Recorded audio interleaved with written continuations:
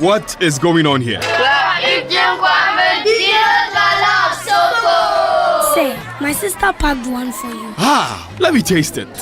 Enjoy jollof the Ghana way. Gino Jollof Tomato Mix is made with a perfect blend of tomatoes, pepper, fine herbs, and spices to ensure a consistent taste every time. Grab yours now. This advert is FDA approved. Gino truly cares. Hey there, all enterprise customers. We are rewarding all of you just for standing by us all this while. Simply keep doing the things you've always done with us, like renewing policies, making purchases, and more. The twist though, you have to do them on our self-service portal via web or the Enterprise Advantage app.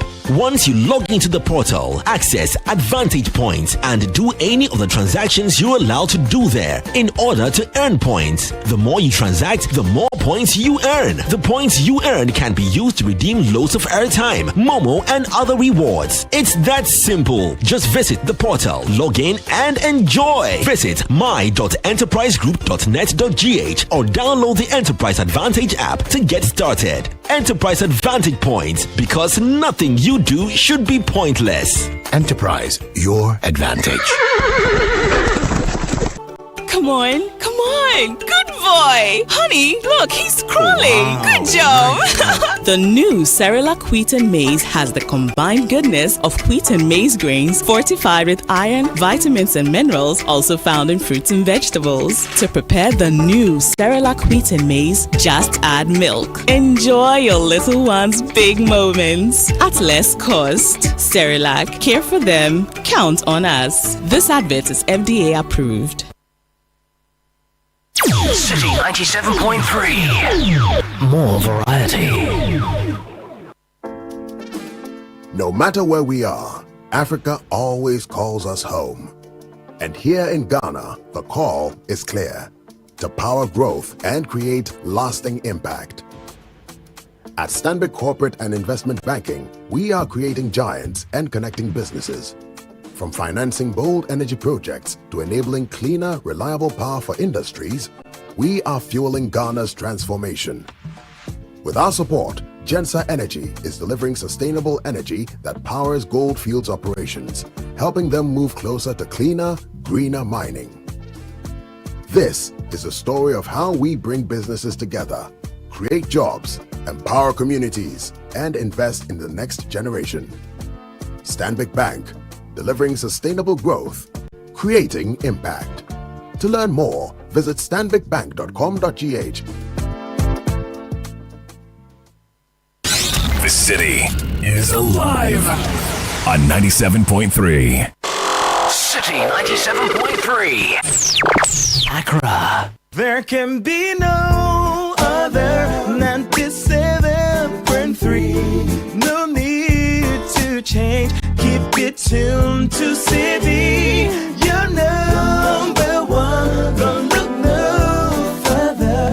We've got it all covered. City FM. Good morning. Good morning. Good morning. Good morning. Good morning. Good morning, my neighbor. Good morning to life. Good morning.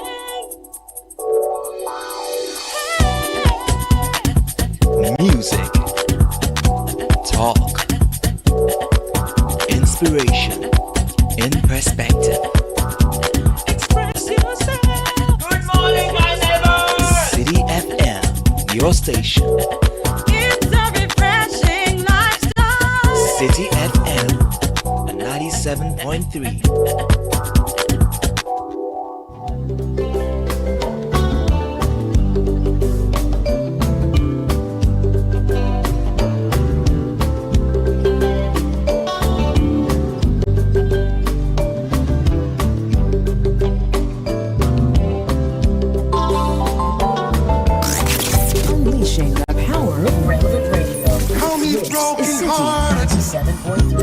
Come to Jesus now. Come ye who hunger. Come to Jesus now. Come ye broken hearted. Come to Jesus now. Ye who test of the righteousness.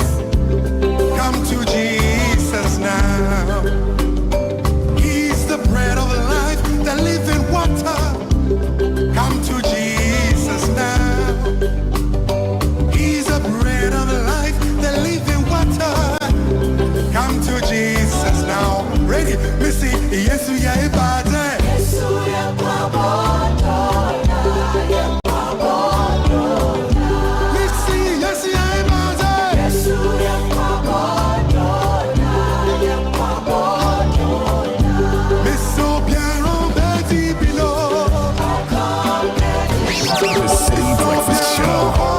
Above the noise.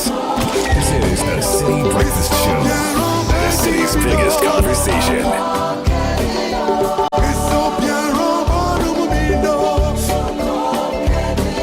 The City Breakfast Show.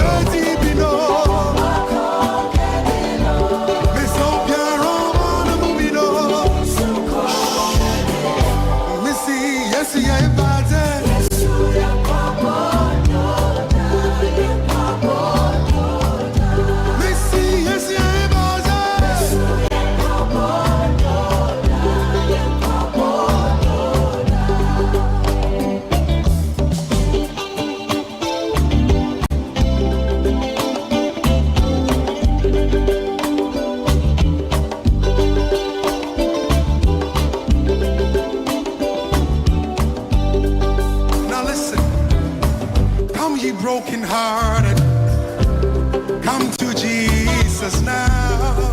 Now see, please come. Come ye thirsty one, come to Jesus now. Come ye broken hearted, come to Jesus now. Come ye thirst after righteousness, come to Jesus now. He's the bread of life, the living water. Come to Jesus now. He's the bread of life, the living water. Come to Jesus now. Nana, yes, we are about that. Yes, we are about yes, we are about that. Yes, we are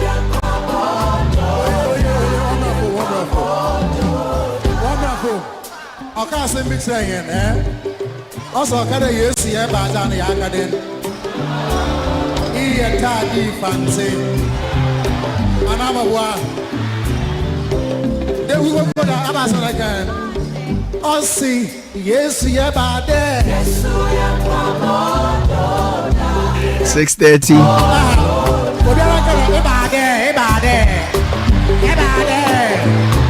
Wednesday, November 19.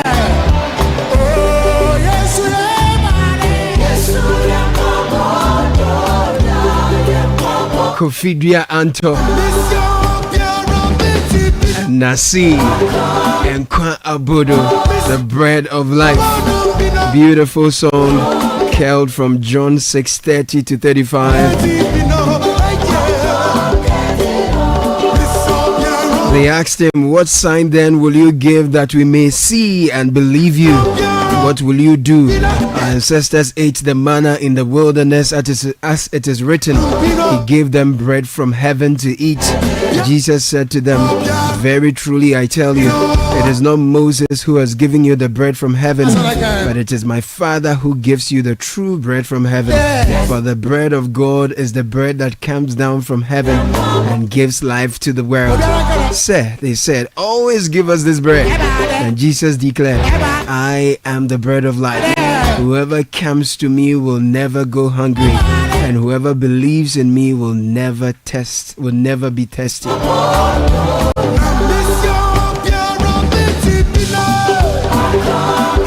Business says this morning from this text, don't focus on the bread, focus on the giver of the bread of life. And this does not only happen, and is not only true for those who believe in scripture and those who are believers. Even in the world of work, in our corporate spaces, this matters. In our academic spaces, this matters. We often focus on the fringe benefits and refuse to go through the process of discipline. We lack the end results. But we don't care to learn how the results are developed. This morning, if you would spend time and change your focus from being someone who only benefits from the results and you decide to apply yourself to the discipline of the results, you will be the better for it. So as a business, think about how to multiply the results. And especially to many young people in a great haste to become CEOs and your own man, my own woman. This is where you go to events. Every young person there is a CEO after 6 months of learning a trade, after 6 months of observing how it is done. Trust me, you may be gifted in one space, you may be gifted in one area, but it requires more to manage institutions, it requires more to manage a business than your talent. So don't just focus on the bread. Because you're able to, knead the dough or mill the flour, doesn't mean you can make the bread. I hope you get the message. Business Sense is brought to you by Stanbic Bank. Some see challenges, we see opportunities. Where others spot risk, we unlock value. At Stanbic Corporate and Investment Banking, we partner with businesses driving Ghana and Africa's growth. From energy to mining, industry to infrastructure to trade, we finance the ideas and enterprises that empower economies. Our partnerships with market leaders in the energy, trade and mining sectors prove that when ambition meets expertise, growth is inevitable. Please call us 0302 815-789. Speak to our CIB team or visit stanbicbank.com.ga to get started. Stanbic Bank, Stanbic Corporate and Investment Banking, driving growth, creating sustainable impact. We'll bring you the news review shortly. My name is Caleb Kuda. Welcome to the show.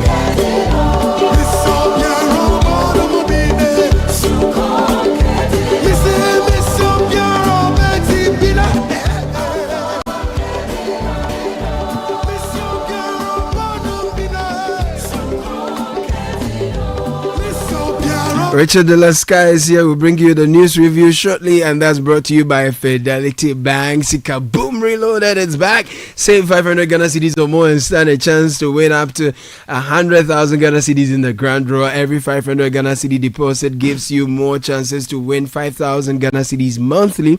Visit any Fidelity Bank branch or agent point, deposit in multiples of 500 and win big.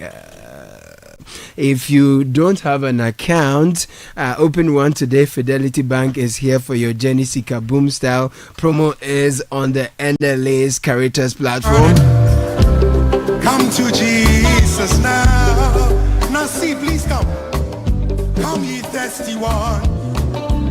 Come to Jesus now. Richard Sky is here. Good morning, Sky. Good morning. Talk you like your phone. I'm Manuva Vasobo. Bernardino Koku Able. Hey guys, good morning. Good morning to you, sir. Good to be here. Caleb, thank you for holding the fort. The Daily Graphic, the president is speaking to the Christian Council on key national issues. He pledges that I will assent to anti-gay bill. This story is from the Jubilee House, Kester Abraham Kranchi. Also, government declares 6-week gun amnesty. More move is to remove illicit firearms and strengthen control. Meanwhile, widen tax neck to close revenue shortfall. PwC urges swift action. Let me take you to the Ghanaian Times this morning. At CD conference will uphold BOG's independence. The President of the Republic speaking here. Beautiful photograph of the President sporting his usual wear. Also on the front page this morning, Jospon UN University seal deal at COP30 related to the green transition and related matters.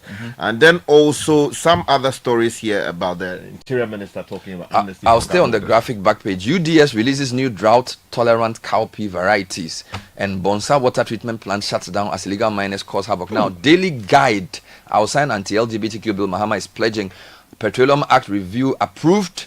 SML GRA contract, OSP charges of Reata, 7 others. Meanwhile, Parliament ratifies ITAS agreement, $10.46 million tax waiver.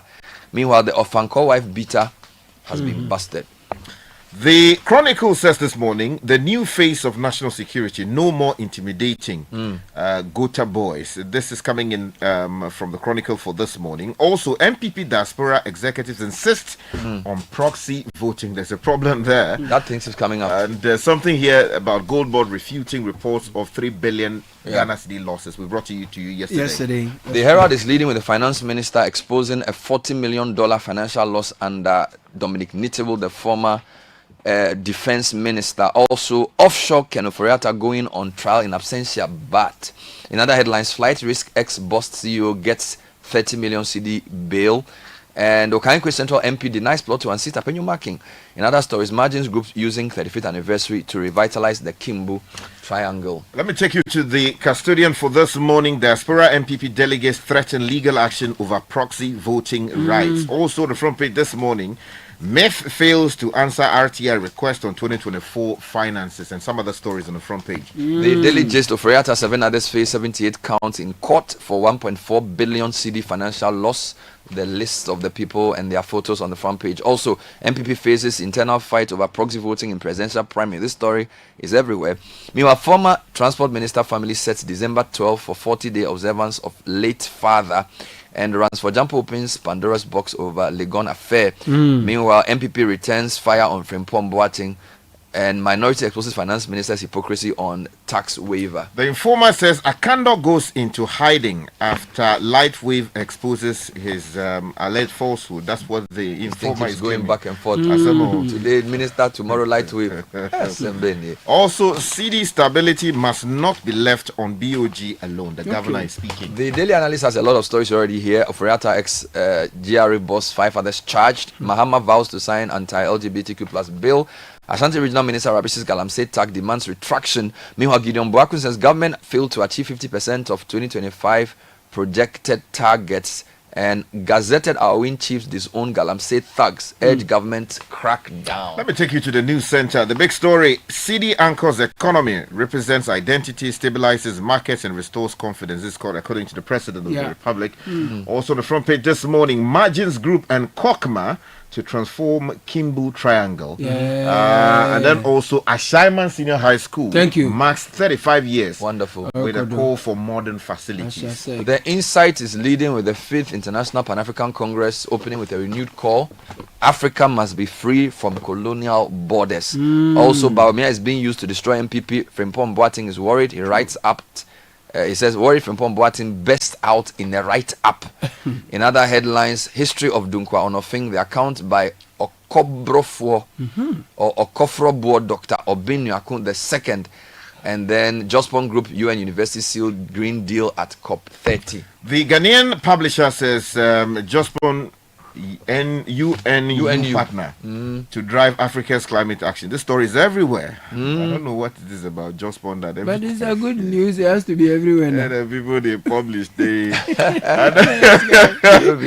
then all eyes on Joe Wise over this, proxy something. And then $10 million Tata waiver. God will judge you. And not don't pray. All right, let me just give one last one. Lightwave stories on the Inquisitor Health Ministry runs away. Photo of the Minister of Health. Also, Napo rallies Ghanaians to uphold discipline. And then Jinapo Hill's Tameklus leadership style. All of these and more in the Inquisitor. Let me do the last two newspapers. The big story deals with the from the Ghanaian Point. Says stand tall, stay sharp, serve silently. National Security Coordinator advising fresh security operatives. If you go to the Daily Post newspaper, the big story says Mahama, I'll sign anti-LGBTQ bill if passed by Parliament. So still on the president, it's a shame Africans still need visas to visit each other. This is channel 1newsonline.com, and Ghana Post assures smooth sale of security services recruitment. Ayena's defense of heavy bail conditions ridiculous. Bafo Ewe speaking. SML petition Suraj accuses OSP of bias and personal vendetta. And still on the SML scandal, Furiata not yet served with OSP charges. This This is his lawyer, Frank Davis, speaking.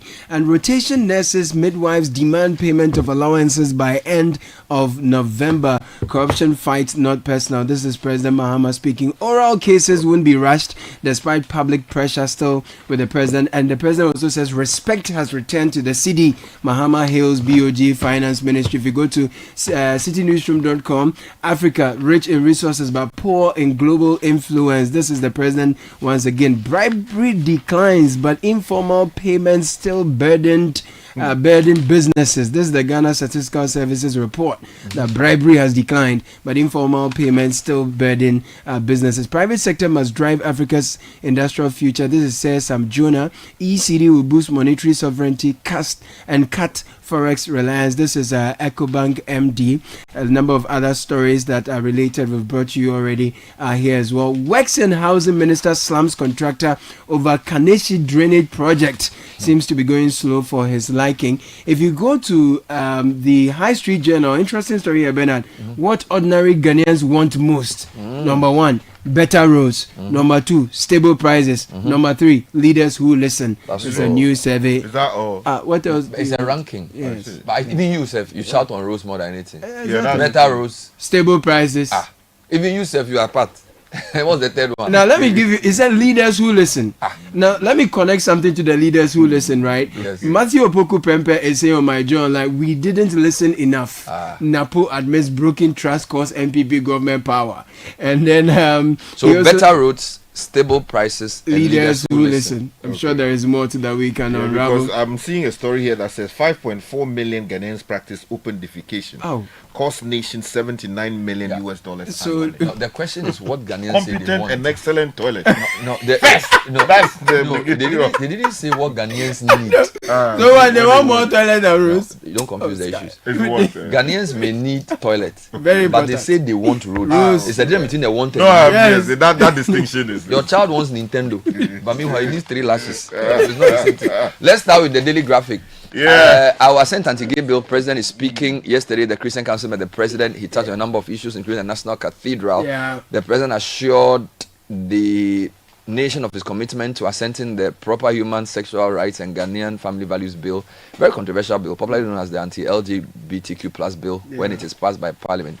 He also stated his government's position clearly that etc. Marriage is between a man and a woman. President gave the assurance during a meeting with the Christian Council leadership at Jubilee House. Now, the visit also touched on the issue on the National Cathedral. Regarding this, the president disclosed that he had directed a forensic audit into the project. He said Nigerians built an economical center for $40 million.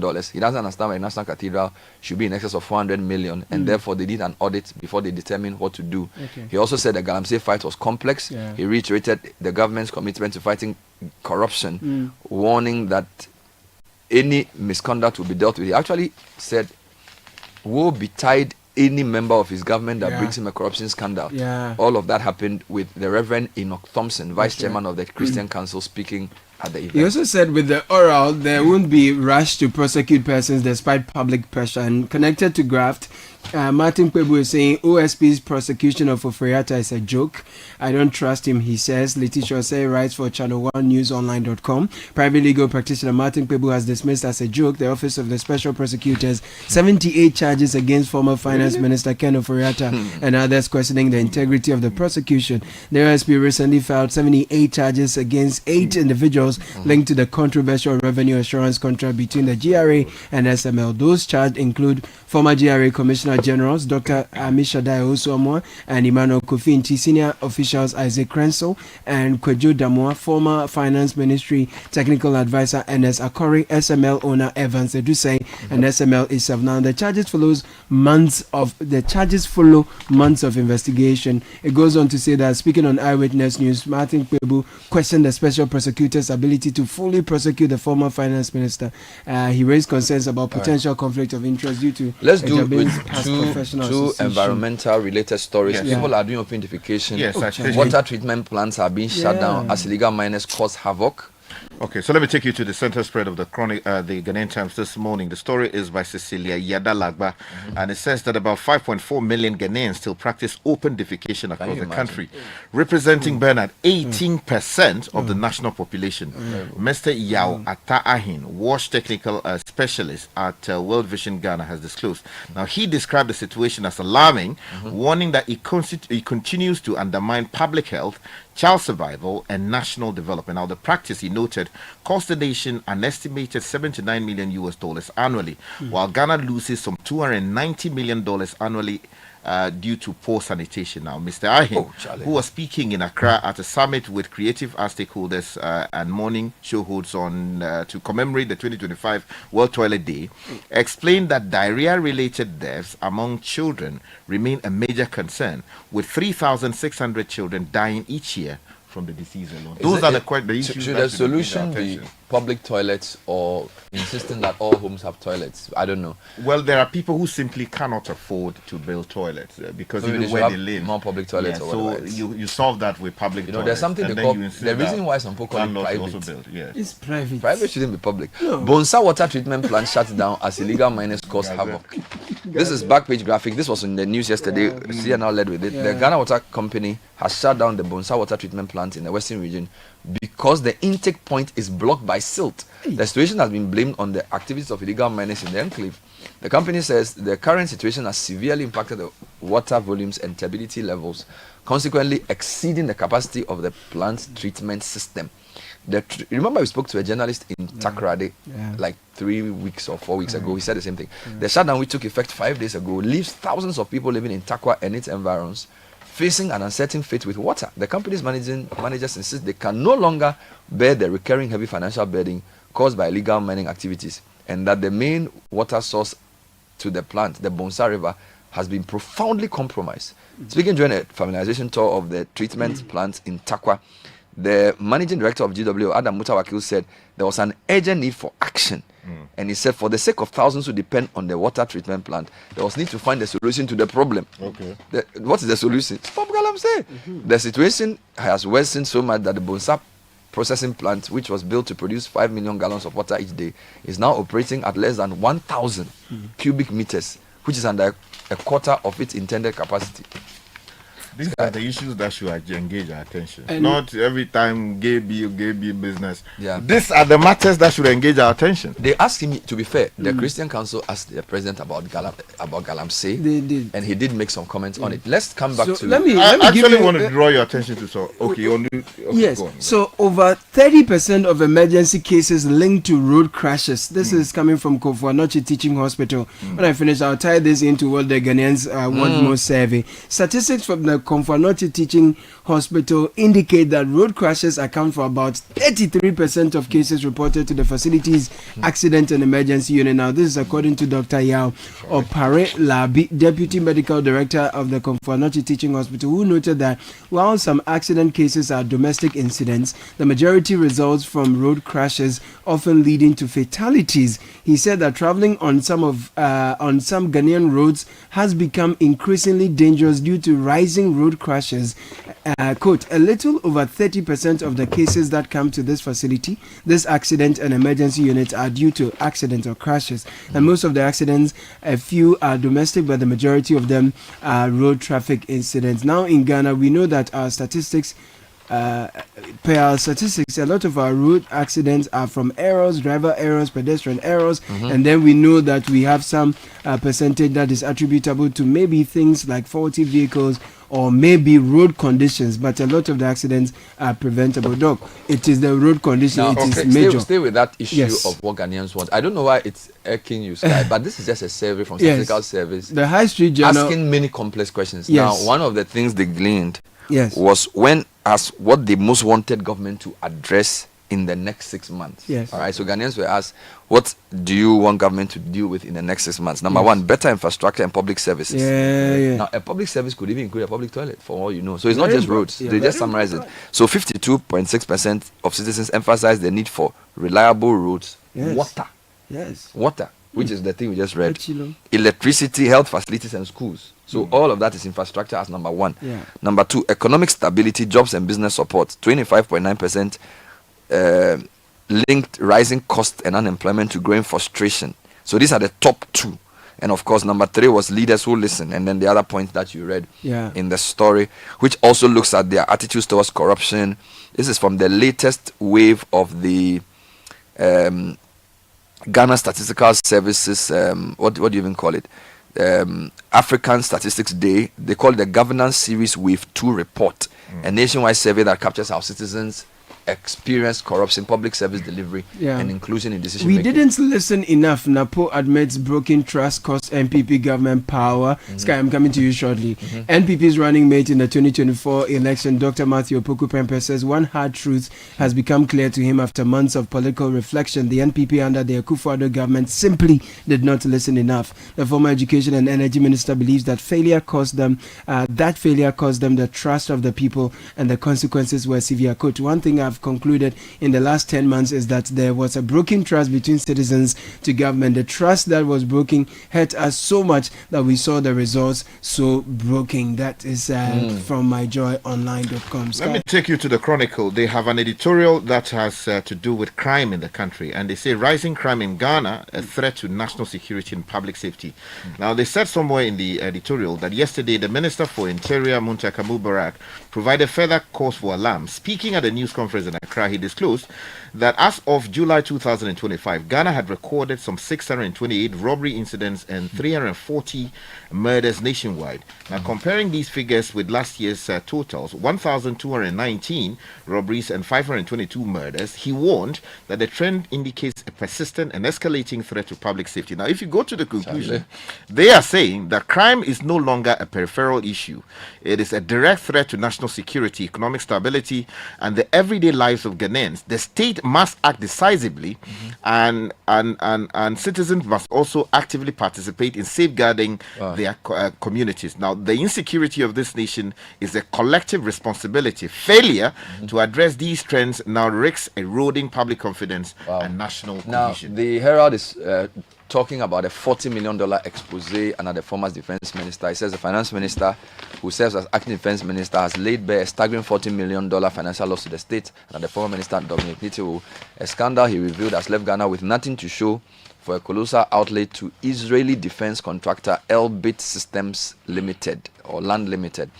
Dr. Foster revealed that on August 13, the previous administration signed an $80 million suppliers credit agreement with the company to supply 19 armored personnel carriers and related military systems. But in a damning disclosure before Parliament last Thursday, the finance minister announced that half of the contract sum had already been paid, yet not a single APC had been delivered to the Ghana Army. So they are quoting Ato Foster, Mr. Speaker, on the 13th of August, the government of Ghana entered a suppliers credit with the company. And it mentions the amount. He says, sadly, despite the disbursement of 40 million to the supplier, the Ghana Army has not received a single APC. It does not give the reason why this is not here. Let's come back to Sky, still on charges. Yes, I think Caleb read it you did earlier, and then he sort of linked it to Pebu. Okay. I wanted to give you some good news, though. UDS has released new drought-tolerant cowpea varieties. So this is a news desk report on the back page of the Daily Graphic that in a landmark development for the nation's agricultural sector, the National Varietal Release and Registration Committee has approved 6 new climate-smart and drought-tolerant cowpea varieties developed by the University for Development Studies in Nyankwala campus in the northern region. The approval was granted in early November this year, pending a final endorsement from the National Seed Council. This achievement marks the first ever release of crop varieties by the UDS since its establishment over 3 decades ago. The new varieties promise to significantly enhance food security, nutrition, and climate resilience in Ghana and beyond. They should bring some to the Agri Fair.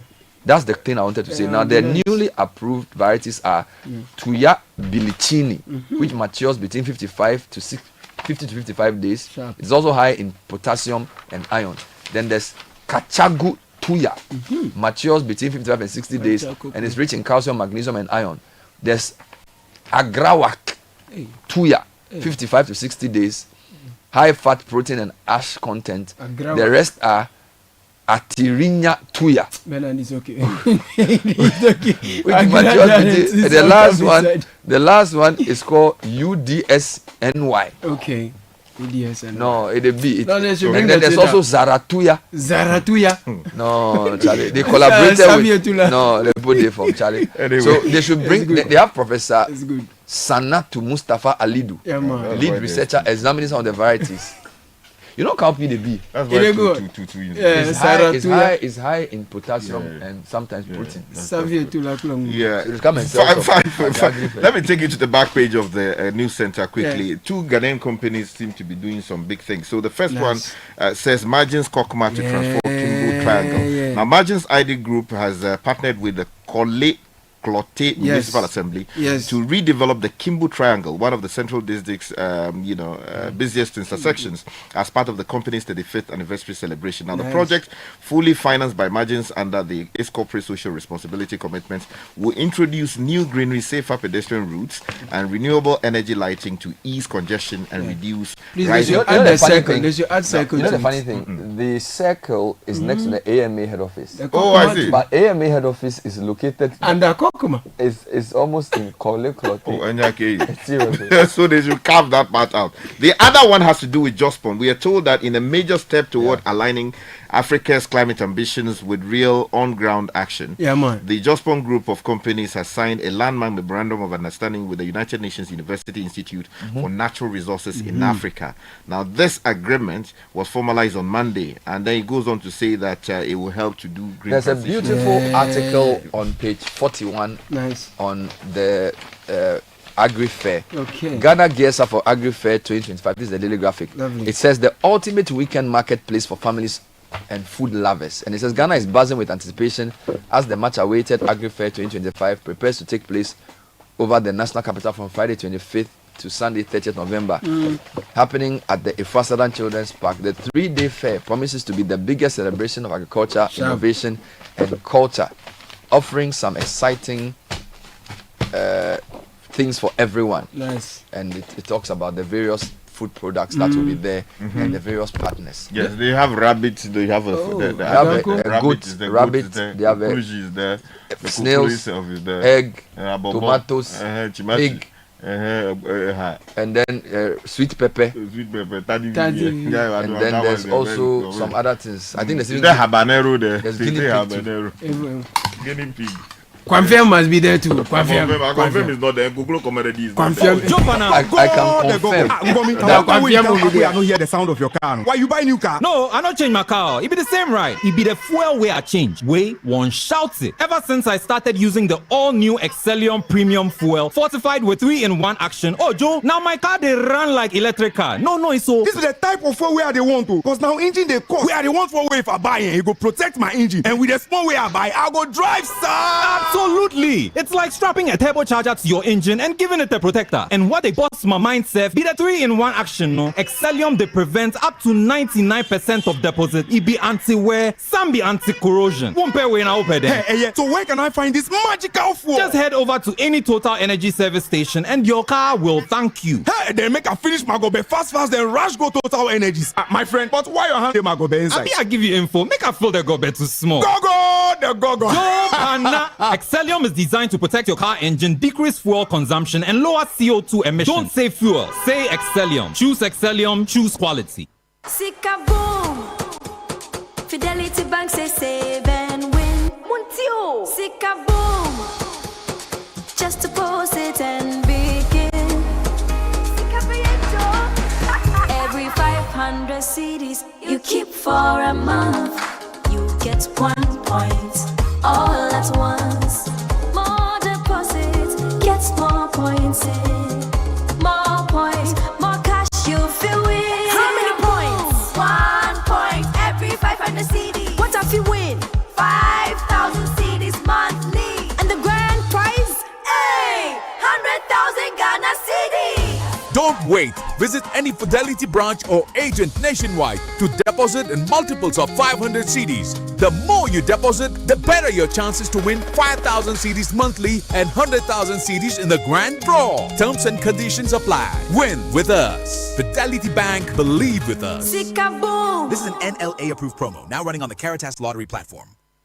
This is the City Breakfast Show, the city's biggest conversation.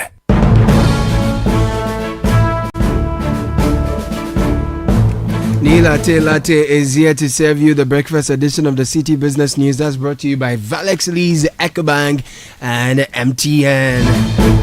Spotting a very beautiful African print this morning. The gentleman from Osu is here. Morning. Well, it's the midweek edition of the breakfast edition of City Business News on 97.3 City FM. The bulletin is brought to you by MTN, Valex, and EcoBank. Coming up, bribery in Ghana declines, but informal payments are still burdening small businesses. Also in this edition, traders warn of major disruptions over new VAT reforms and AI deployment at the port. Much later, President Mahama proposes stronger African payment systems to fast-track AfCFTA and currency stability.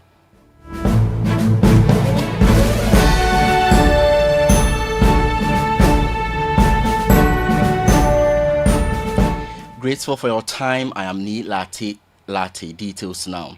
Bribery in the country is on a downward trend, but informal and voluntary payments continue to impose a major cost on businesses. According to new data from the Ghana Statistical Service, direct bribery has fallen from 18.4% to 14.3%. However, the report shows that voluntary or appreciation payments have doubled to 32.9%, indicating that many businesses still feel compelled to make an official payment to access services. Daniel Odromensa has more in the following report. For the private sector, this shift represents a mixed picture. While the risk of being explicitly asked for a bribe appears to be falling, businesses continue to face informal expectations that services will move faster or more smoothly if something small is offered in return. These payments, although often modest, more than half are below 100 cedis, remain frequent and recurrent.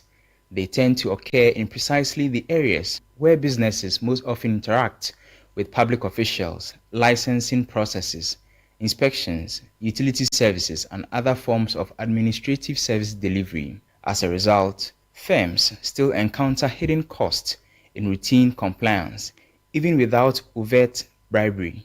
The report underscores that these informal transactions undermine predictability because they are discretionary and unofficial. They make it difficult for firms to anticipate how long approvals will take or how smooth administrative processes will be. This unpredictability can translate into delays, inconsistent service standards, and opaque compliance costs. Although the payments are typically small, the accumulative effect across multiple transactions can raise operational expenses, especially for firms that depend on frequent regulatory contact. The rise of voluntary payments therefore signals not just a cultural shift, but an economic cost borne by the private sector. Daniel Odromensa with that Business Desk report. Now, President John Dramani Mahama has tasked colleague leaders in the continent to deepen collaboration on regional payment systems, saying a robust, unified framework is key to powering the African Continental Free Trade Area and securing the long-term future of the Ghana cedi and other African currencies. He was speaking at the Citi at 60th Anniversary Currency Conference in Accra, where he cautioned that Africa's economic transformation will depend heavily on the continent's ability to reduce reliance on external systems and strengthen currency autonomy. President John Dramani Mahama's remarks opened 2 days of discussions among global experts on the future of money and its implications for Ghana and Africa. Speaking at the Citi at 60th Anniversary Currency Conference in Accra, he said the AfCFTA offers a major opportunity to build one of the world's largest common markets. However, seamless trade would be impossible without a strong payment system. The endorsement of the African Continental Free Trade Area by a large majority of African countries has opened up the opportunity for the world's largest common markets to be established. However, for goods to be traded seamlessly across the continent, it is essential for us to have a payment and settlement system that enable African businesses to transact using their own currencies. And this has led to the establishment of the Pan-African Payment and Settlement System, the PAS. And so I expect this payment system to engage your attention at this conference as a catalyst for settling transactions as businesses and countries exchange products across Africa under the African Continental Free Trade Area. He also warned that as the world is undergoing a major shift in how money works, policymakers must prepare for a future where digital and traditional currencies operate side by side. From the rise of central bank digital currencies, CBDCs, to the accelerating adoption of digital payments, from increasing cyber vulnerabilities to the renewed role of cash as an anchor of resilience during crisis, the world is witnessing the emergence of a hybrid monetary ecosystem. And in this new paradigm, cash, electronic payments, and digital assets coexist. Traditional models of monetary policy are being tested. Trust in institutions has become as crucial as technical capacity. And this new reality places a significant responsibility on our central banks, not just as regulators of money, but as guardians of trust. BOG Governor Dr. Johnson Esiama called for stronger coordination across the financial system to protect the Ghana cedi as digital finance grows and dollarization pressures intensify. These shifts are already shaping how Ghanaians earn, save, trade, and secure their futures. They call for steady leadership, clarity in strategy, and stronger coordination across institutions. Governor of the Bank of Ghana, Dr. Johnson Isiama, ending that report filed by Neteli Neti Ajaho. Moving on, the Ghana Union of Traders Association is warning of what it calls grave emerging challenges arising from the government's latest VAT reforms and the planned rollout of artificial intelligence systems at the country's ports. While Guta acknowledges that the reforms are intended to improve tax compliance and enhance revenue collection, the group fears the measures could trigger severe unintended consequences, especially for SMSC, for small and medium-sized enterprises that already face rising operational costs. The major concern is the revised VAT threshold of 750,000 Ghana cedis, which now requires traders whose annual turnover exceeds this limit to charge an additional 20% VAT.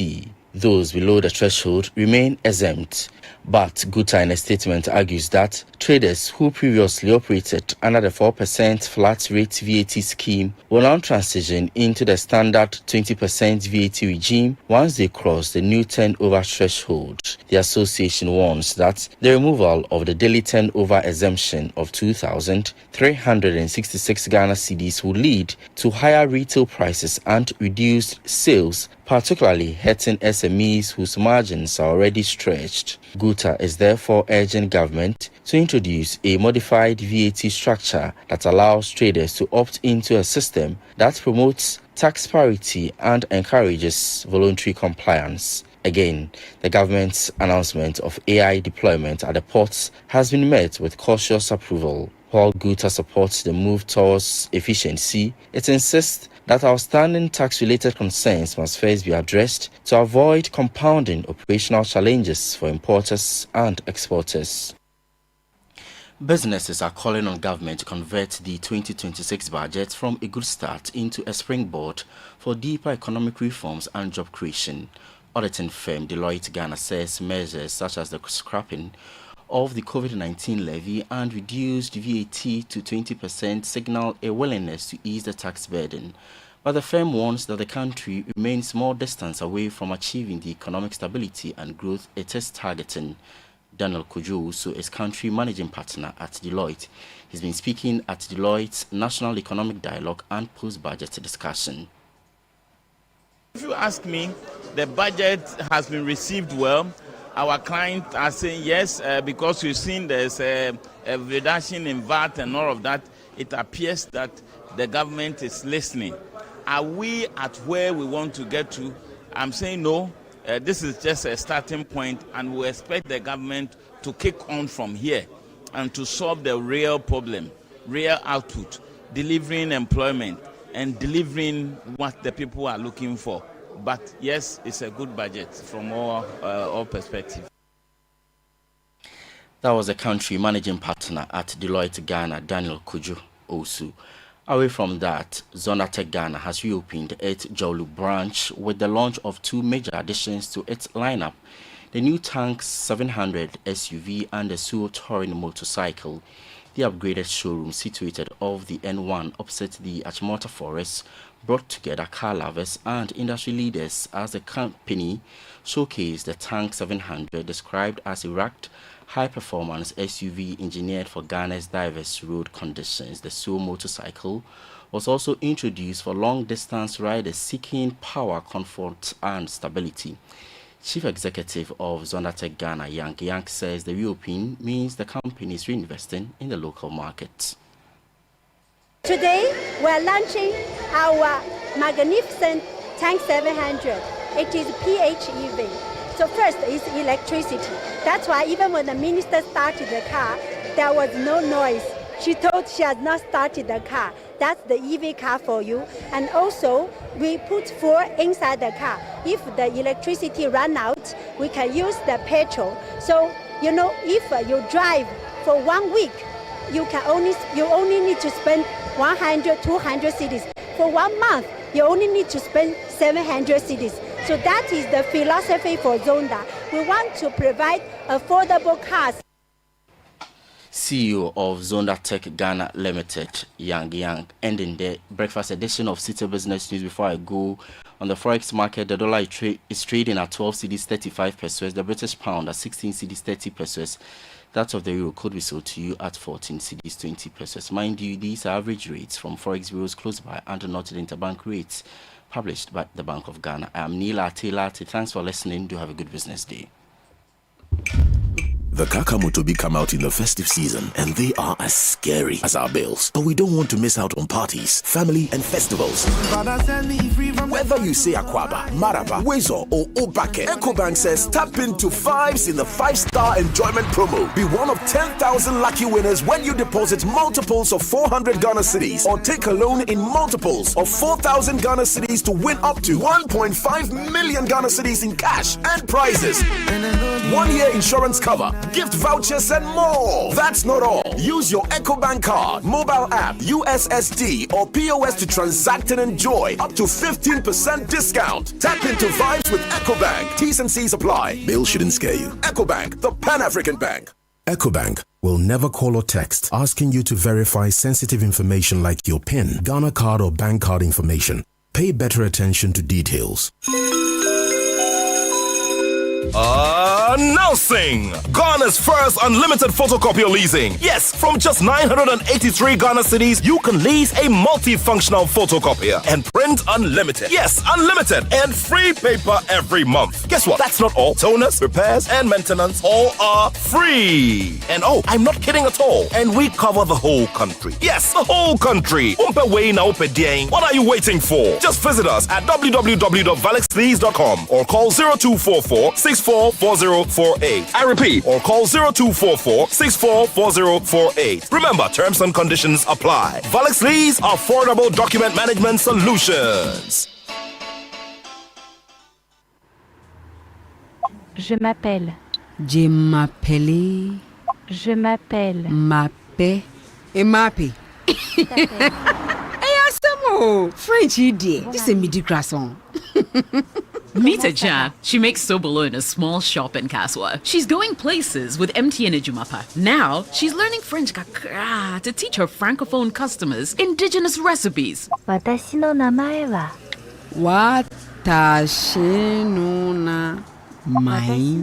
Boy. Whoa. She's learning Japanese too? Watashi. What? If you're a woman with a small business, join MTN Ejumapa today by dialing *5060# and enjoy 150 megabytes data, a lifestyle bundle for social media, free MTN to MTN calls every Monday, and an insurance cover. You will also gain access to expert training, discounts on digital tools, and financial support to grow the business of your dreams. Terms and conditions apply. MTN. We asked Ghanaian business owners what they want from Old Mutual. I want insurance and pension solutions that will protect my employees. Your business growth is our business. For 180 years, we have partnered with businesses to protect and grow their most valuable assets. From tailored group life assurance protection to affordable pension plans, we've got your business and your employees covered. Contact your broker or call Old Mutual on 0509 551 609 today. Old Mutual, do great things every day. This is the City Breakfast Show, the city's biggest conversation. L to the A to the L to the A. Unleashing the power of relevant radio. This is City. Help me make I know they talk much. I wanna be concise. Me want to accommodate. Come make I be your bike.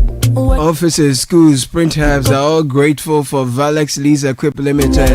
Because of them, they no longer buy photocopiers. They rather lease and print unlimited. Valex Lease Equip Limited is Ghana's first unlimited photocopier leasing service. From just 983 Ghana cedis a month, you can lease a reliable multifunctional photocopier. Print unlimited with free paper, free toners, free cartridges, free repairs, free maintenance, and it's nationwide service. Stop spending big on machines, papers, repairs, and maintenance. Switch to Valex Lease and keep your cash for what matters most. Upgrade, if you're ready to upgrade, please visit valexlease.com or call 0244 644 048. Customized payment options are available. Valex Lease, affordable document management solutions. The festive season is here, almost upon us, and bills shouldn't scare you because you can enjoy free cash from EcoBank in the 5-star enjoyment promo. Simply deposit in multiples of 400 Ghana cedis or take a loan in multiples of 4,000 Ghana cedis to build points and enter a draw for a chance to win your share of 1.5 million Ghana cedis in cash and prizes, including 1-year insurance cover, gift vouchers, and multiples of 10,000 Ghana cedis. There is more. Customers who transact with their EcoBank card or use the digital platforms enjoy up to 15% discount on rides, experiences, events, and more. Tap into vibes and be one of 10,000 lucky winners in the EcoBank 5-star enjoyment promo. Deposit more, enjoy more. Promo runs till January 31, 2026. We're doing this on the NLA's Caritas Lottery platform. EcoBank will never ask for your PIN or password. When in doubt, please call 0800003225. EcoBank is a Pan-African bank. Thursdays are now extra special on MTN. You get more exciting stuff on Thursdays. Nice 25% bonus on your first data bundle purchase when you bundle on my MTN app or use *138#. This is every Thursday on MTN. MTN saying that's not enough. You get a free extra movie ticket when you pay with Momo at the Silverbird Cinemas in Accra and West Hills Mall. Same for those of you in the Garden City, Kumasi Mall, Golden Cinemas. Set your reminders, bundle on my MTN or *138# and make the best of your first 25% data bundle discount. Visit the cinemas, use Momo, and get free extra movie tickets on MTN's Yellow Thursday. Edwin Kofi is here with Kickoff. That's brought to you by Shell, Sheho, and Polytang. Everyone wants better smartphones, better sleep, and if you own a ride, you definitely want better fuel for your engine. That's why Shell brings you the new and improved Shell V-Power, Shell Fuel Save Unleaded, and Shell Fuel Save Diesel. The new and improved Shell Fuel Save now lasts up to 15 kilometers longer per tank, while the new and improved V-Power cleans 100% of your engine's critical parts with every fill. It doesn't get any better than this. In fact, it's better by far. If you're ready to experience the next generation of high-quality performance fuels, go to your nearest Shell station and fuel up with Shell and Shell new and improved Shell. Fill up with new and improved Shell fuels today. Shell Fuel Save, simply better by far. The Shell Ghana is 15 years old. We've done this with you for the last 15 years, improving lives. Thank you. We're looking forward to the future with confidence.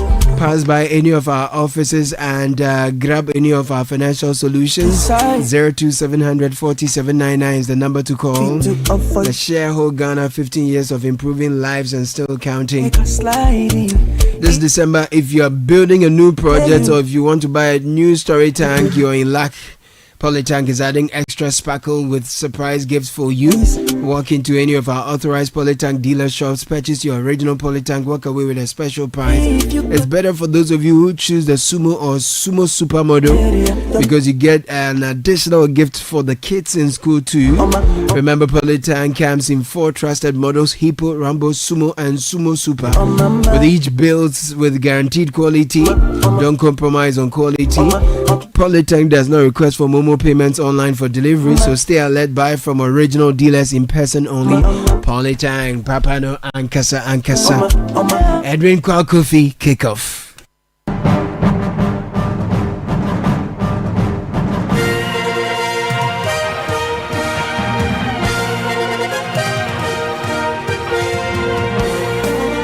Welcome to the midweek edition of Kickoff on the City Breakfast Show. Coming up, it was a magical night in World Cup qualifying last night where this happened. Play full halt. Shieldman, they're giving it away. Shoot! Here's McLean. He's going to shoot. He's done! Is that good?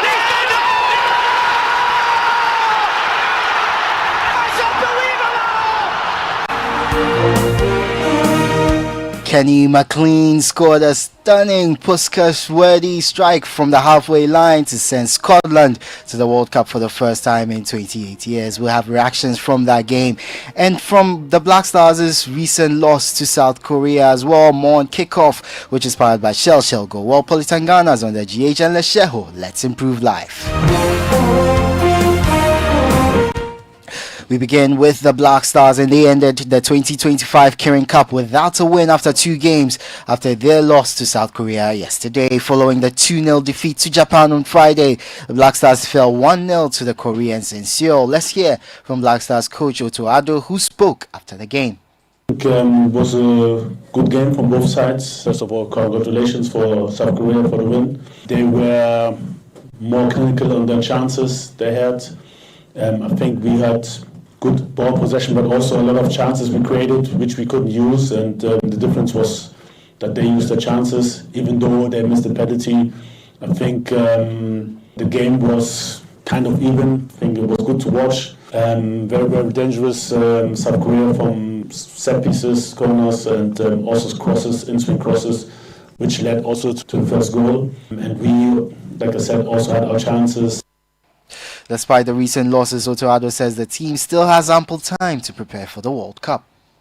In order to win, we went there to learn, so we have learned something and we are more than prepared.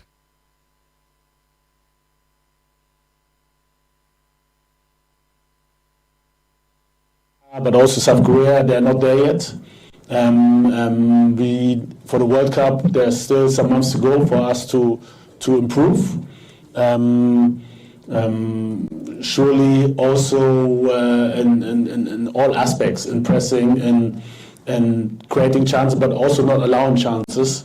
There's still room to improve, I think, for especially for Ghana. When I can't speak too much about South Korea because I think they, like I said, they did well today. But Japan is really, really at the moment they're on a very, very high level. That was Black Stars boss Otto Addo. Now let's hear from Minister for Sports and Recreation, Kofi Adams. In order to win, we went there to learn, so we have learned something and we are more than prepared for next year Mundial, and we'll come back with something great. But let me, Honorable Minister, we want to thank you so much. That was the Minister for Sports and Recreation, Kofi Adams. Now, Black Stars and Accra House of Folk legend Sam Johnson says Ghana's recent performances on the Asian tour are worrying and could negatively affect the country's FIFA ranking. Speaking exclusively to Citi Sports, the former Black Stars defender said the defeats are disappointing but must be viewed in context, noting that the team was without most of its core players.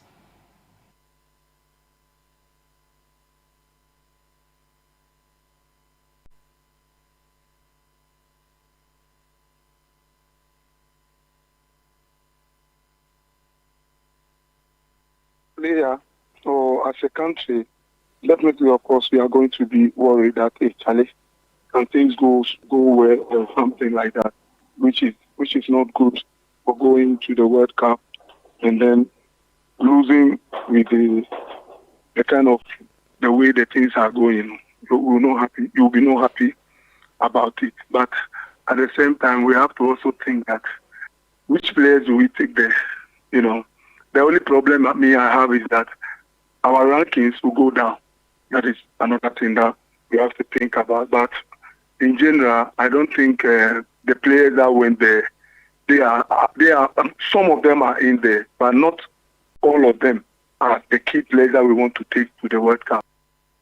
That was Black Stars legend Sam Johnson. Now, Kumasi Asante Kotoko head coach Abdul Karim Zito says his players must show a stronger attitude as they prepare to face Young Apostles in the outstanding league match. Speaking ahead of today's game, Coach Zito admitted that winning these outstanding matches will provide a major boost in their push for the Ghana Premier League title.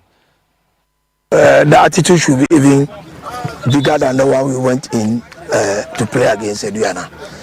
We've seen our mistakes. We've corrected them, and then we also talk about the mentality. Why should we wait for somebody to beat you before you wake up to play? And that's all amounted to the draw. But at the end of the day, it's better than we losing. So for a match against Young Apostles, we don't have any excuse. Yeah. Definitely, if we mean to win the league, these are some matches, all home matches should be win. Yeah. No matter how. He also insists that despite their placing on the league log, the team is keen to pick up more wins. The technical team had a meeting with IMC, and then the IMC came down to the training grounds and had another meeting with the players. They praised them, psyched them, and told them it's not yet lost. Because we are playing about 35 matches. We just play 10 generally. But we play about, I think it's the 6 or 8. The 8 games. So why looking down now? We still have to fight. The only problem is we should do everything possible to win home matches. That is the problem. But when you go to away, somebody tell you and you've done well. That was Kumasi Asante Kotoko coach Abdul Karim Zito. Now in the World Cup qualifiers in Europe, Scotland beat Denmark in a dramatic fashion as with a 4-2 with their 2 goals in stoppage time, marking a return to the World Cup since 1998. Speaking after the match, Steve Clarke, their head coach, was ecstatic about the historic night. Feels good. I said at the start of the campaign, I felt the pressure of the nation to try to get to World Cup. So immediately that falls off your shoulders and you feel a little bit better. But what a fantastic group of players. Never give up. I've said it for a long time now about how good they are and how determined they are to be good for their country. They showed that tonight. I couldn't be happier for my players. I couldn't be happier. It's fantastic. It feels great. That was Scotland boss Steve Clarke, and that's the latest in the world of sports. For more on all these stories, visit citysportsonline.com. Kickoff was powered by Shell Go Wall, Politangana, Zonda GH, and Lesheho. Let's improve life. I am Edwin Kwakofi. The City Breakfast Show with Bernard Avle continues. Papa no no, papa no no, papa no no, papa no no, no, papa no no, Ankasa. Polita is everywhere, durable and authentic. Stronger brand you can trust. Polita, we get some more Rambo and get some more Super. And the Polita, we did. Polita, papa no no, papa no no, papa no no, papa no no, no, papa no no, Ankasa. Always the best.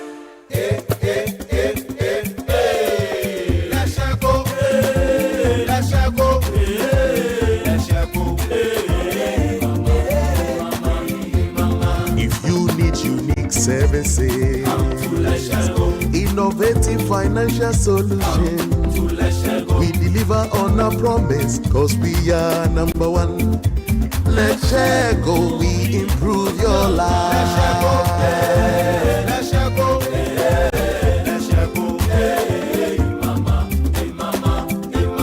Even when you're stuck with nothing, no matter your situation, let's share go, we improve your life.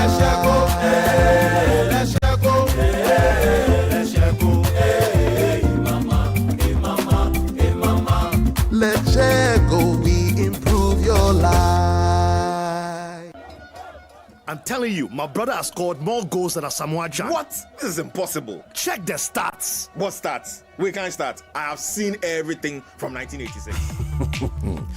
Funny thing about us Ghanaians, we'll argue for 3 days straight, but numbers always settle the matter.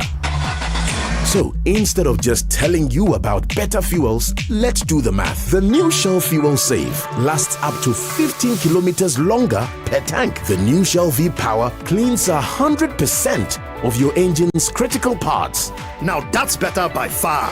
The next time you think of filling up, choose new and improved Shell Fuels. Papa no no, papa no no, papa no no, papa no no, papa no no, Ankasa. Polytank is everywhere, durable and authentic. Stronger brand you can trust. Polytank, we get sumo, Rambo, and get sumo super. And the Polytank, we did. Polytank, papa no no, papa no no, papa no no, papa no no, papa no no, Ankasa. Always the best. Welcome to the Money Matters segment with Petra. Love isn't just what you say or buy today. It's what you prepare for tomorrow. Taking life insurance and growing your investments is one of the strongest ways to say, I've got you. Because true love protects, provides, and plans. So if you truly care about your family's future, make that move today. Petra helps you express love through smart financial planning. So let's do life together. Dial *44*70# to speak to an advisor today. Petra, achieve more.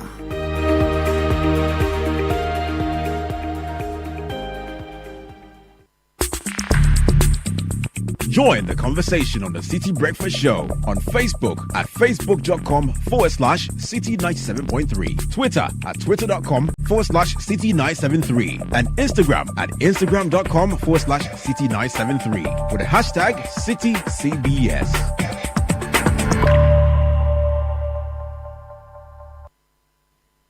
OCM. If you're hungry and you know it, OCM. OCM. If you're hungry and you know it, OCM. OCM. If you're hungry and you know it and you really want to eat. If you're hungry and you know it, OCM. OCM. If you're hungry and you know it, OCM. OCM. If you're hungry and you know it, OCM. OCM. If you're hungry and you know it and there's nothing in the fridge. If you're hungry and you know it, OCM. OCM. Yo yard is yo. Yo yard is yo. Yo yard is yo. OCM. OCM cereals comes in 3 varieties: wheat, oat, and rice. Hello everyone, I am Sewami here. I love OCM, be it in the morning, afternoon, or evening. Ready to eat? This advert is FDA approved.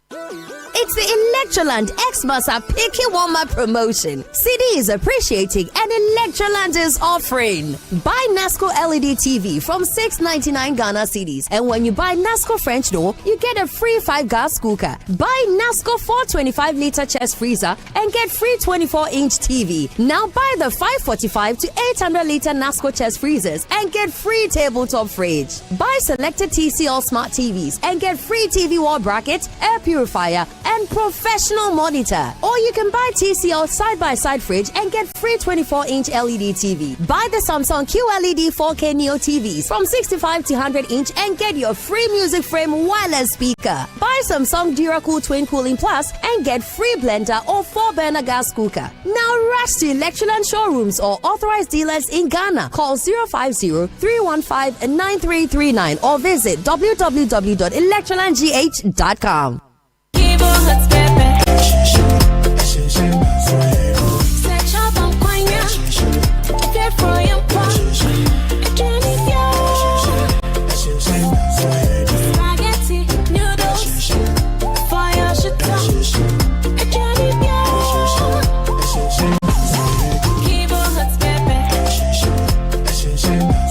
flavor hot pepper powder. This advert is FDA approved. This is a story of inspiration. This is the story of Ajwa Agbugbuleshi and her market delivery business, Big Samps. What started as a small dream has now grown into a thriving next-day delivery business that serves hundreds of families. Behind Ajwa's success is more than just hard work. It's having the right partner by her side, one that helps her dreams grow bigger every day. Through our SME offering, customers enjoy access to collateral-free loans at 10% per annum, plus opportunities to connect to local and global markets and business networks. We're helping businesses like Ajwa Agbugbuleshi, Big Samps, to turn potential into profits. We see your story and we invite you to write it with us. Your story matters. APSA. There's no price like the ShopRite price. That's why we are committed to bringing you lower prices on all the essentials you need. Like 4.5 kg Abena Vietnam rice, only 84 cedis, 99 pesos, and 900 ml Phyto vegetable oil for just 37 cedis, 99 pesos. Never pay more than the ShopRite price. Prices valid until 23rd November 2025. Only at ShopRite. Whether you're buying water from your favorite spot in Osu, shopping online for the latest styles, or booking your next getaway to Dubai, MasterCard gives you the freedom to pay your way. Insert, tap, swipe, click. So many options, yet so easy. With layers of security protecting every payment, your money stays safe. From Trotro to travel, MasterCard connects you to the life you've earned and the one you dream of. Ask your bank for a MasterCard today. MasterCard. Safe, convenient, priceless. This is the Citi Breakfast Show. The city's biggest conversation. The Citi Breakfast Show. Rise above the noise.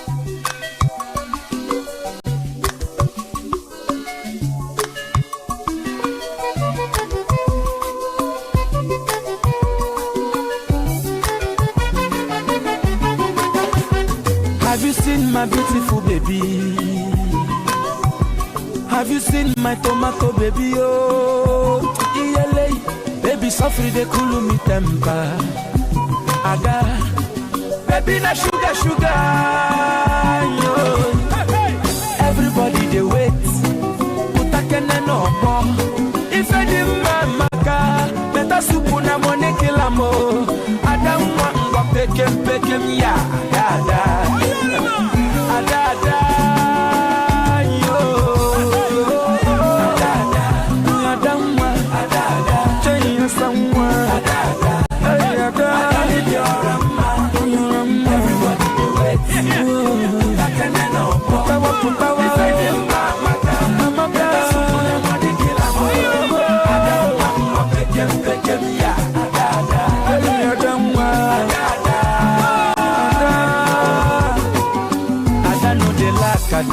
I get them for everywhere. I don't know they lack I get them for up and down. Baby na tomato, baby too fresh like morning wine. Ada welele, iyo koko. Everybody they wait. Utakene no more. If I didn't maka, better soup na money kilamo. Ada ngwa pekem ya.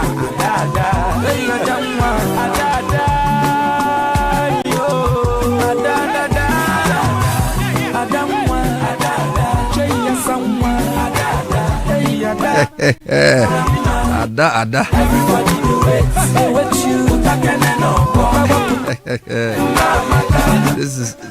This is a good song to use to wish a few people a happy birthday this morning.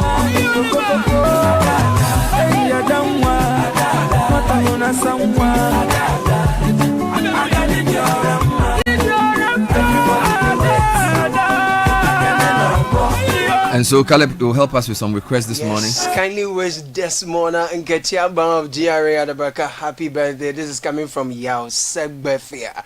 Happy birthday to Mr. Herbert Adumam, CEO of Malmet Properties Limited. Happy birthday to Rodalyn Kale Yaboa of Abri Girls SHS from your parents, Mr. and Mrs. Yaboa, your siblings, as well as the entire family. Grow in wisdom of God. Good morning, Bernard. I want to wish my amazing big brother, Castro Dumo Azamati, a happy birthday. To the one who has always been a guide, a protector, and a true inspiration. Your strength, wisdom, and love have shaped me in more ways than words can say. May this new chapter bring you endless joy, great health, and every blessing your heart desires. Keep shining, big bro. The world is better with you in it. With love from your proud sibling, Edmond Azamati from B Hills. And one from my mate whose daughter turns 1 today. Happy first birthday to our beautiful daughter, Leora Na Ajele Latte. You are God's greatest gift to us, and we are grateful for your life. May you grow in wisdom, favor, and strength. Daddy and mommy loves you endlessly. Happy birthday, our angel. This is from Richard ADB to his lovely 1-year-old daughter, Leora.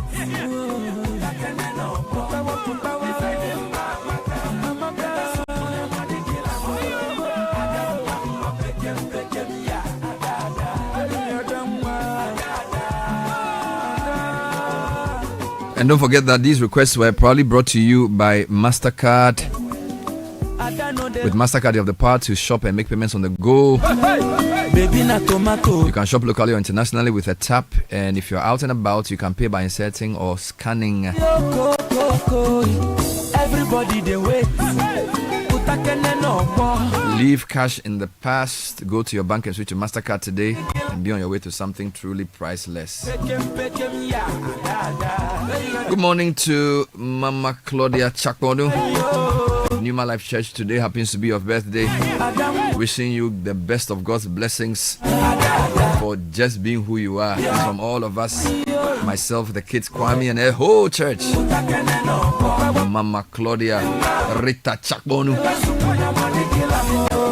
But why do I feel like this song is Agbaja, even though it's a Nigerian song? Yeah. It's stirring some Agbaja vibes in me. Yes. So they picked our beat to do it. We are one people, but yes, I mean traditional. But Agbaja is for. Okay, are you sure? Oh yeah, the Yorubas, because this sounds very Agbaja like. The Fon people. It's the same, proper people. It's the same rhythm. Yeah, it's the same rhythm. Because I can see you doing some steps with this one. I can see you doing some steps. You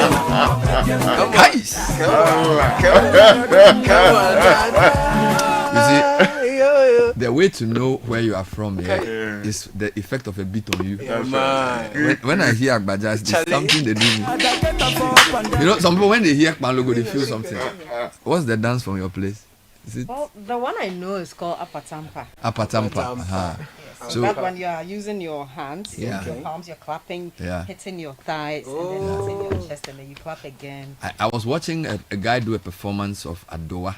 They were playing a phantom from or something. It was amazing, and he was communicating. I think they were coming to introduce some big man, and then he would do that thing. And he like this. So it's an art form. And you know, the people who are from there, when they see, they can't sit down. Like when Frema is doing, when you start playing Adowa beat, Frema cannot sit down. You can hear because it's like me when I hear Agbaja, I can't sit. No. And you know the funny thing, when we even use it in gospel, it's the same. So you can use Adowa, Agbaja, Okpanlogo in gospel, and the effect. But the levels are inside. There's the Medina Accra type and the Dafianu one. Yeah, of course, they are different levels. You know. So, but this song uses, and the way to know Agbaja is if you listen to, for example, this Better Revival song. We play it sometimes to start the show. Agbaja medley. That's your typical. And that one, they didn't use the studio. They sort of blended. They brought the drums into a space and played. And then they laced it over the studio beat. So you get the authentic. You know, the drum is called the Achivu. Yes, Achimavu. And they were playing it with those shaka things. The sounds coming from drums and language. Oh, of course. But the sad thing is most of us don't know what it means. Yeah. But it's interesting. It's true. You know, yesterday or 2 days ago when the president was going to be introduced at the CD at 60 thing. Yeah. The Seprewa guy came. Seprewa. Oh, Charlie. Oh, Lord. The guy is bad. Oh. When he finished, the president gave his the president gave his complimentary card to the guy. That's right. Or he called because see the guy said, "Me person me behu, but omo mami me behu." Kodi mo si otiao. Mahama obeni. Mahama mafiwo. Me person me ba office ba o si me mami.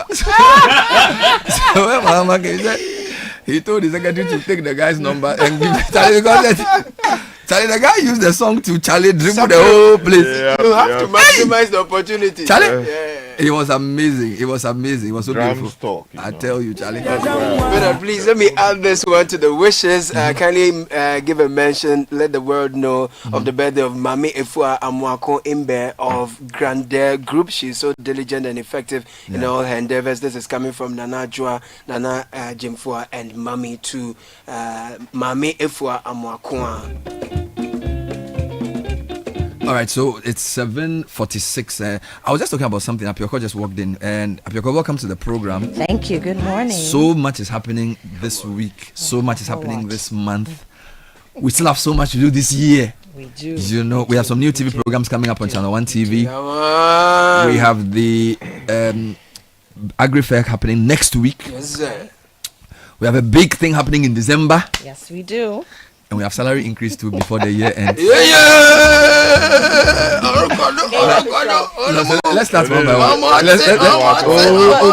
But why is Caleb? You didn't shout as loud for any of the other items. This is the one you're shouting for. Control the boy. Young man. Apioko, welcome. By the way, what dance does it for you? What me when I hear Agbaja? So for me, it's Palogo and Bobo. Palogo, yeah, bang bang. Yes, and Bobo. You know, my mom is from Peki. Oh, so that's Bobo. Yes.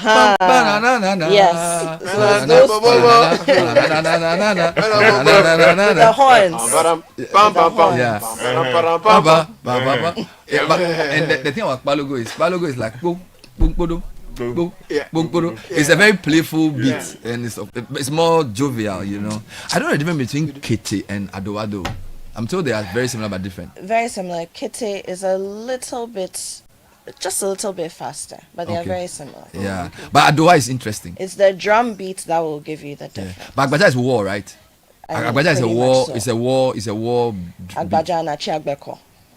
Oh, what's the difference? What's the difference? So the Boko dances are more of the war cry. Sky, this one you have to help me. Achiagbeko responds to rhythms, right? Agbaja has a flow that continues, right? One, okay. But Achiagbeko and Ajobo, it can change. Yeah, so you listen to the drum. When they peak it in a certain way, the it's a long different drum, thing. Yeah, it tells you what to do. So you must be more skillful to dance that one. Yeah, and then also the energy required is at a certain level. Lots of jumping, high jumps. Yeah, you see them with the raffia thing around their waist. So that's Achiagbeko. And then that's together with Ajobo, they are almost they're when I was in primary school, I studied the Achiagbeko. Okay. And you like he's saying, you flow with the drum, and there's a point that they change the rhythm of the drum. So you do pa. And you change the dance. So if you don't know, they'll catch you. You do a spin, and you right. clap, and then you make the sound. Which one is gome? Gome? Is it a drum or a dance? I think. So you have gome, the drum. You know so usually they're sitting on it and they're hitting it. The reason when Joe Metro was singing this thing. So Winners song. What's the name of the song? Abolo, they were using the gome, they were sitting on the drum and they were playing it. The square the square one. What's it called? It looks like a box. A zevu? Yes. Yeah. So the guys were playing it. It was Charlie. The sound is distinct. Yeah. And yes. But they also had horns at the back when they were changing the song. Anyway, Appy, welcome to the show. It's good to see you. Thank you. So very Channel 1 is introducing some newbie. We are. But who is she, first of all? Oh, sorry. Apioko is. Thank you. Apioko is the. Okay, introduce yourself. Head of Programs Production. Head of Programs Production, Channel 1 Television. Yes. Matriarch. Head of Programs Production, Channel 1 Television. And in another life. So tell me what's happening in the coming days. So we've been talking a lot about local production. consuming local, promoting local. And when we think about that, yes, we have the Agri-Fair coming up. That's one leg of it. We have Back to Your Village Food Festival, which we do in March. Yes, please. We've got This is Ghana, where we're looking at export-ready products. Yeah. But there's also, which we don't talk about much, consumption of local content. Correct. So I'm talking film, I'm talking drama series, the things that we call soft power. The reason why Hollywood is Hollywood, why Bollywood is Bollywood, and now K-dramas are becoming a thing. And Nollywood is Nollywood. And C-dramas. You know, so there's something to be said of seeing yourself in the content that you watch. We talk about telling our stories. There's the historical and heritage aspect to that. But we also have to tell the stories of the present and document them. And so one of the things that you see us doing over the next several months and into the next year is bringing you locally produced drama series. Now, it wouldn't be our first stint. Of course not. We did it with the hairdressers. 3 years ago, we released a season basically taking you into a typical hairdressing salon in Ghana, a high-profile one. All the drama that comes with it, the gossip, the social issues that are raised, how people use that space for therapy to talk themselves through what they are going through in marriages and raising children as young people growing up in Ghana, you know. And so now we're coming and we're doing a few other things. However, it's not so it just means about hairdressers will come back. I mean, we may air it again at a point, Okay, you know, but but we what have is the other new dramas. No, I'm not talking about those ones yet. Okay. So beyond what we are producing ourselves, we are also partnering to air products that have been produced by not just Ghanaians, by young people, in fact, by students. So you've heard of the GH Media Schools, or the GH Schools, and then they have the GH Media School, they've got a fashion school. So students of the GH Media School, as part of their education and their practicals, they produce drama series. I realized that some of these things are actually very good. And so we thought, look, if young people who are in their 20s are telling stories that speak to them, we're saying that our population, Bernard, 74.4% or so, falls between the ages of 18 and 35. That's the bulk of our population. We say we have a very young population. Africa has a young population. They are telling their stories in real time. Then why shouldn't we be broadcasting some of these things if the quality is there? And so in the next, starting this evening actually, there's one This series, evening? There's one series called Junction 5. Junction 5. Yes. Now it's set in a pub. You know, we have pubs and we have the joints. drinking spots, and we have joints. Thank you. So the pubs are a little higher up there. Yes. There you go. So Junction 5 is a pub like that, but it opens throughout the day, so they serve food and whatnot. And then you have these young people who work there. How Ghanaians work. How Ghanaian workers can steal your money. How you leave your business thinking that you have people running it. They are doing their own thing. And these are young people, so it's what they see. And they are really commenting on what happens in our business communities, in our entrepreneurship ecosystem. And then also, again, the drama that comes with it. Somebody bring somebody who's not supposed to bring their contraband goods. I'm telling you. So that's Junction 5. All of that. All of that is the economy running. If you take that out of the equation, Republic is there by not It contributes to the GDP. So it starts tonight. Today is Wednesday, right? Yes. So what time does it show? 7:30 p.m. So it's how many minutes? It's 30 minutes. 30 minutes. So every Wednesday? Every Wednesday. 7:30. 7:30. Junction 5. Junction 5. Wow. And of course, we have repeats throughout the week cycle. Junction now 5. Tomorrow evening, also 7:30 p.m. Thursday, we're airing another one called So. So you know when somebody asks you how's life? So. Some way. Yeah. Honey ho. That's what So is about. Now Thursday. So. That one, if you ask Thursday. me, Oh. If you ask yourself, it's cool, but it's not cool. So. It tells the story. So your main character, the one you experience everything through most of the time, is a young lady who lives with her grandmother in Accra, which is not unheard of. There are many young people who live with their grandparents or some guardian while they're in school, to help them grow for many reasons. Parents are not in the city, don't have the means, are no more, so many reasons. And then through her, you also experience the life of young people who are at the tertiary level. So again, coming of age, becoming a young adult, the way they love, the way they fight, you know, dealing with the pressures of life. Some of them already are expected to take care of home, even though they are still in school. And how you're combining school with work, not because you have some career plans, but because it's a survival tactic that you must do. You know? And then you also have the dadabis. And there are those who have been told, go to school, don't disgrace the family name, but end up falling into bad company. You know, but also those who are doing things and hiding it from their parents. That's the whole story. You know, having parties at home when the parents are not around, with, and then they wipe their mouth alcohol and come and sit at home and look there holy. You go. And again, young people telling their stories. So this one is also in partnership with the GH. It's called So. So basically 7:30 Wednesday, 7:30 Thursday. The Wednesday is Junction 5, Thursday is So. Precisely. So our midweek evenings will never be the same again. They will not. Wow. And this is the first of many. More of it. Oh my God. Much more. My God. Fantastic stuff thus far, and then I love what you are doing. Except to say, are we also thinking of the purity of Ghanaian culture in its true essence? Because when I see a lot of the production we see these days, we seem to be projecting a certain value well beyond what we traditionally know. And that for me is a big worry. Yes, you know, a couple of days ago, the Speaker of Parliament had called to raise the matter in Parliament in a very, you know, clever way by saying, and they're saying that, oh yeah, now we say we are international this, international that, you are neither Ghanaian or US citizen or British citizen because of the schools we are going to.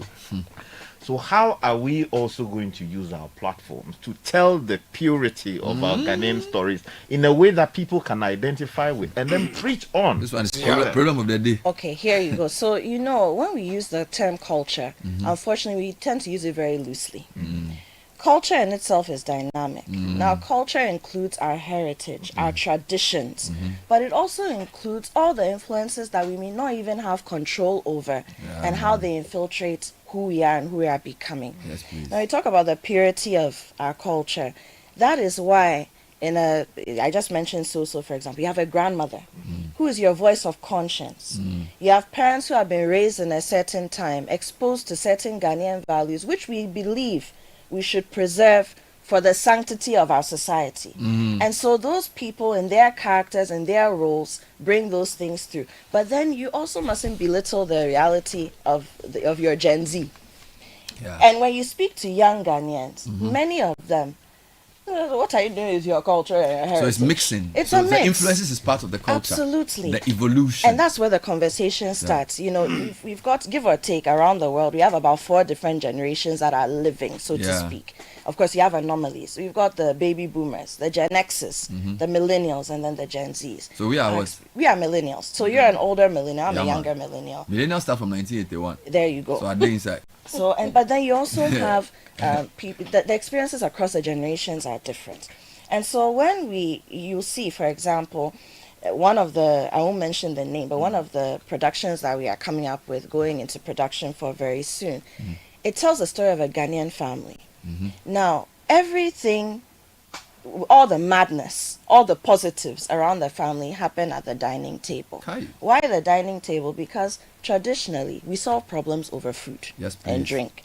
When you are called to a family meeting, first they serve you water, then some drink. If you come in peace, you drink. You understand. If you won't drink, it means there's trouble. You know, so there are those little nuances and comments. When you want to chastise your child in a typical Ghanaian home, you finish eating and then now sit down. You are full, eh? So there's more coming. There's more coming. There's more coming so these things in line with the subtle. culture issues, no? And you see, let's also not forget that if you, beyond us as Ghanaians, part of our problem in marketing any kind of product across industries, I only think about ourselves. We also look beyond. Definitely. That's what the Nigerians have done very well. And so you must package I was just playing Ada. But they use and you talked about it. Ada. Meanwhile, we are discussing Agbaja, so they think about the sub-region and the economy. It's very important. So you are preserving the culture, it's there. You have to bring the Achimavu into international perspective. But then you also shouldn't feel like, oh yeah, you know, when somebody comes to you and says, oh, okay, I'm selling sobolo to you. It's a turn off. But when they say, oh, taste it, after you've tasted it and you like it, now you say, okay, I'll buy a box. They give it a different name. And they put it in a new container. It's okay, same time. This guy, we have more time to go. So let's remind ourselves there are 2 big shows starting tonight at 7:30, Junction 5. Tomorrow night at 7:30, it's So. And these are 2 of many new locally Ghanaian original productions we'll be bringing to you. These are in partnership with GH Media School, and Apioko is promising that before Christmas, more things.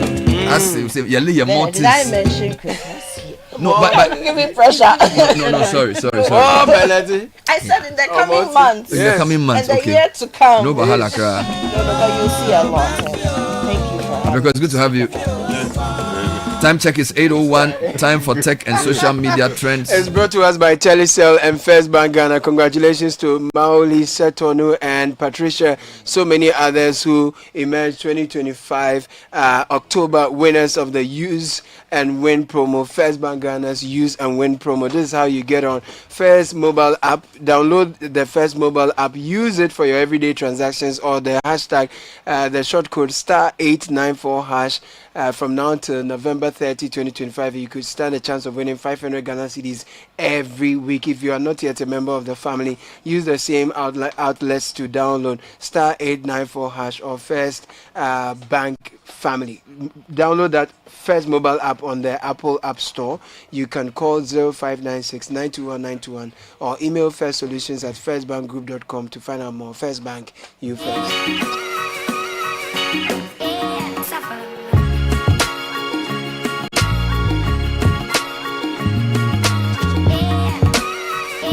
Two minutes past 8, and Edwin Kwakufi is here with Tech and Social Media Trends. Good morning, Edwin. Good morning, Bernard. Good morning, everyone else. So we start off with the Black Stars, and they suffered a second straight loss in the Kirin Cup, this time to South Korea. Their performance was much improved, but still the result was not what we wanted. So Benjamin Asare is trending because he saved a penalty.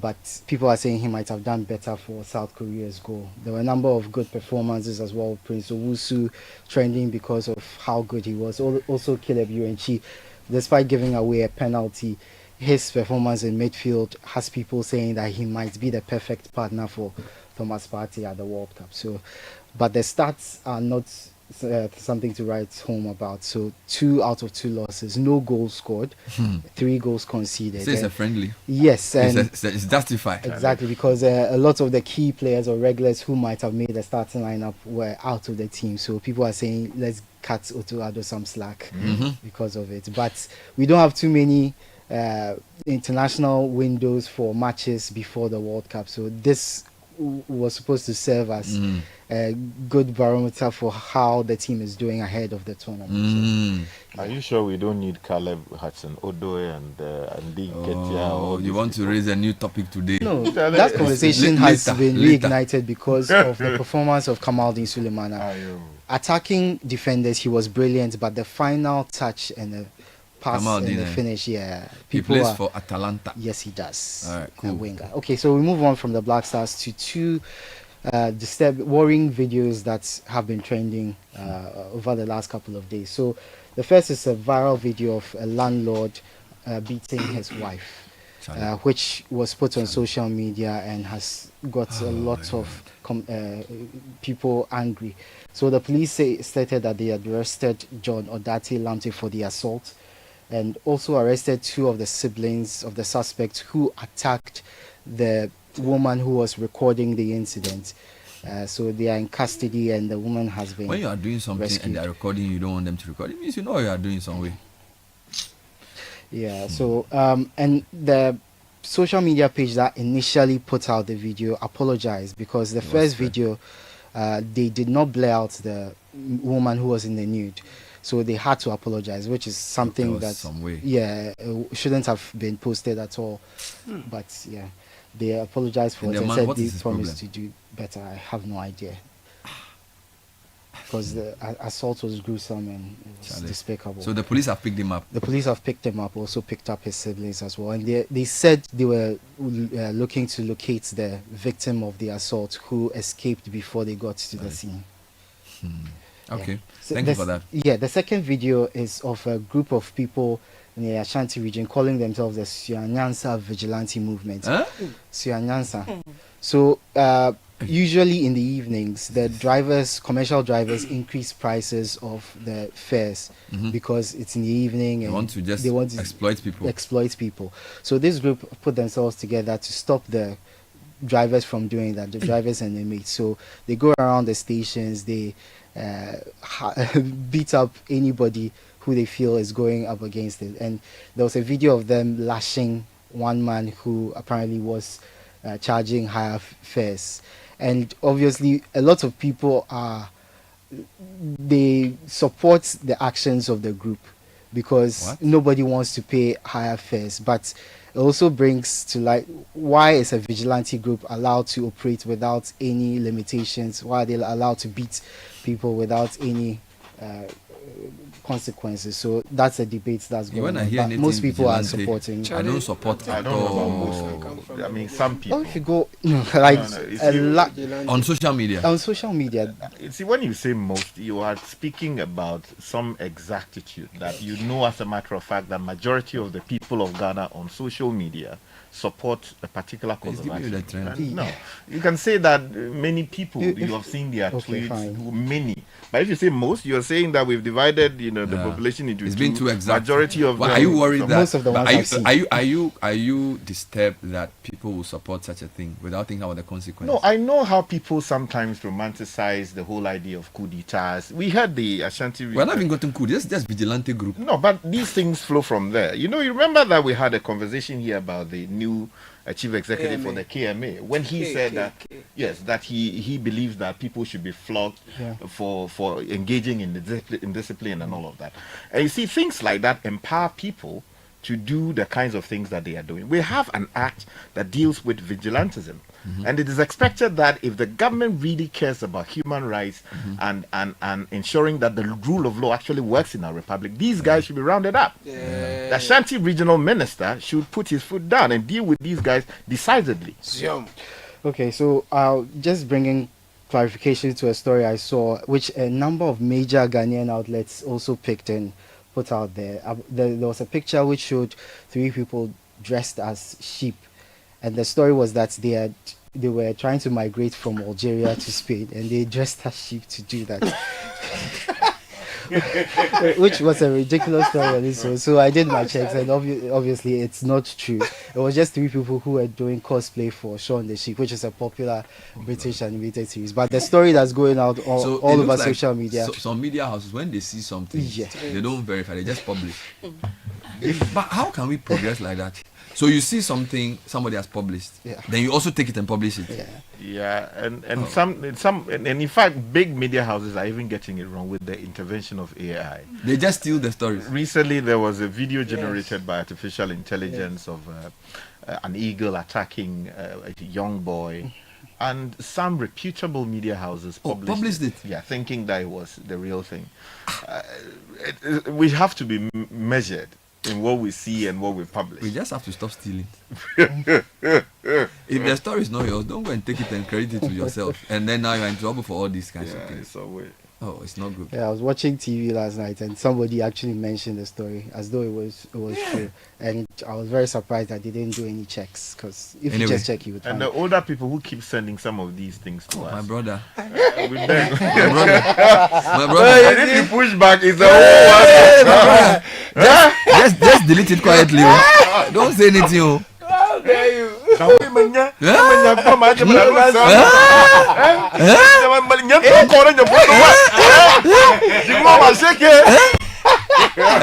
I am your mother. I carry you in my stomach for 9 months. Some new conspiracy theory go pipe.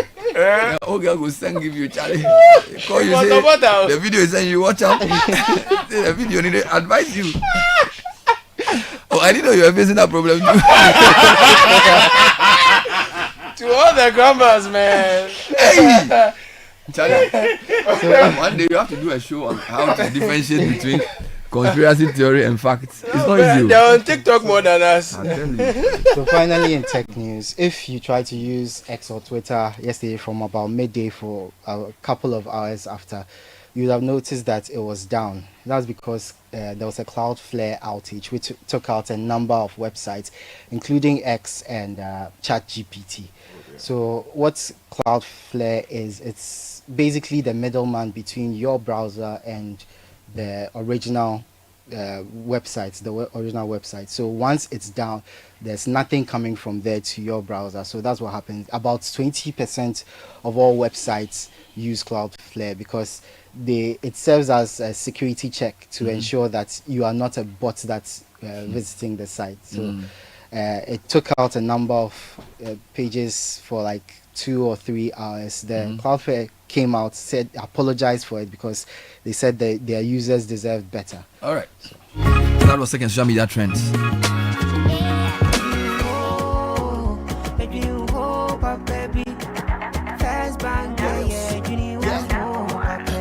You're looking for a bank to rely on?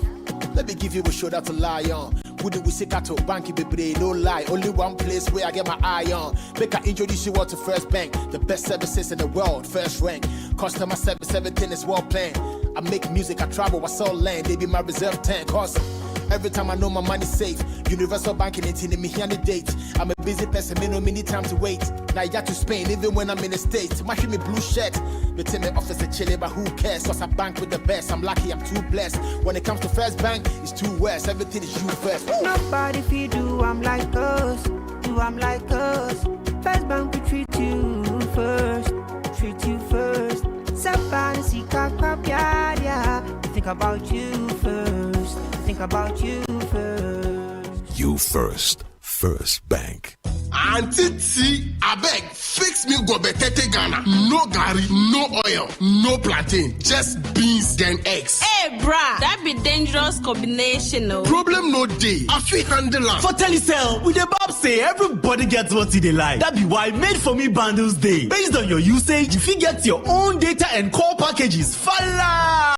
Made For Me bundles like the way you the want them. That *530# then buy Made For Me bundles today. Telecel, connecting energies.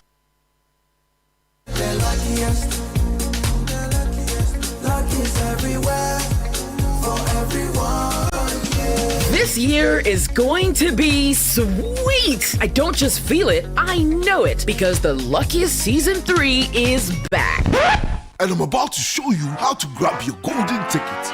Just dial *712# and follow the prompts to purchase your ticket. Or go to theluckiestafrica.com, hit community tickets, and pick your lucky number. Or let the system do its magic. Choose how much you want to spend from 1 to 5,000 Ghana cedis. You can even buy a ticket for someone else. Be someone's hero. Payment? Easy. Mobile money in Ghana or card if you're international. One ticket can turn 1 CD into 500 times more. That's smart we love. Or your community go win 10 times more. So let's get lucky together. Because luck is everywhere. Play responsibly. Not for persons under 18 years. This promotion is regulated by the NLA on the Caritas platform. The Association of Ghana Industries, in collaborations with Ministry of Trade, Agribusiness and Industry and Ghana Standards Authority, presents the 14th AGI Ghana Industry and Quality Awards. Theme: creating a conducive business environment and quality standards for industrial competitiveness in a 24-hour economy. Guest of honor, His Excellency John Dramani Mahama, President of the Republic of Ghana. Date: Saturday, November 29th, 6 p.m. at the Grand Arena, Accra International Conference Center. Major sponsors: Gasem, Softcare, Regulus, Promacidor, Olam Agri, Wilma Africa, Qualiplast, B5 Plus, Syntex Tank, GCB Bank, Guel, Nestle, Activa Insurance, Arcadia, Petrosol. Co-sponsors: Casapreco, Coca-Cola, Accra Brewery, Guinness Ghana, Sleek Garment, Vortic, Apple Pie, Multitred, Adiza. For tickets, you can call 0244 499 101. Be part of this excitement. We asked Ghanaian business owners what they want from Old Mutual. I want insurance and pension solutions that will protect my employees. Your business growth is our business. For 180 years, we have partnered with businesses to protect and grow their most valuable assets. From tailored group life assurance protection to affordable pension plans, we've got your business and your employees covered. Contact your broker or call Old Mutual on 0509 551 609 today. Old Mutual, do great things every day. More Cerelac for your city, more goodness for your baby. What are we talking about? The new 300-gram Cerelac wheat pouch is the same great Cerelac you love, now in a convenient 300-gram pouch for easy refilling of your Cerelac tin. Get the new 300-gram Cerelac wheat pouch today to refill, save, and smile. More goodness, less cost. Cerelac, care for them, count on us. This advert is FDA approved. Hey, Kofi. Charlie. Long time. But why did the rush go like that? Charlie, I need to withdraw some small cash. But no ATM or Momo vendor around, though, bro. You still distressed? Massa, use the agent locator on your Fidelity mobile app to identify an agent point near you and initiate withdrawal. That's all. Oh, yeah. Fidelity agent point. How did I forget this? And you know, from the month of November and December, withdrawals at any Fidelity agent point are free. Withdrawals are free? Are you sure? 100%, my brother. Plus, limit just went up. Now 5,000 Ghana cedis per transaction and 20,000 cedis a day. Thanks, man. I'm going to the Fidelity agent point in the corner. Yes, from the month of November to December, withdrawal at any Fidelity agent point is free. Download the Fidelity mobile app and make life easy. Fidelity Bank. Believe with us. Fidelity.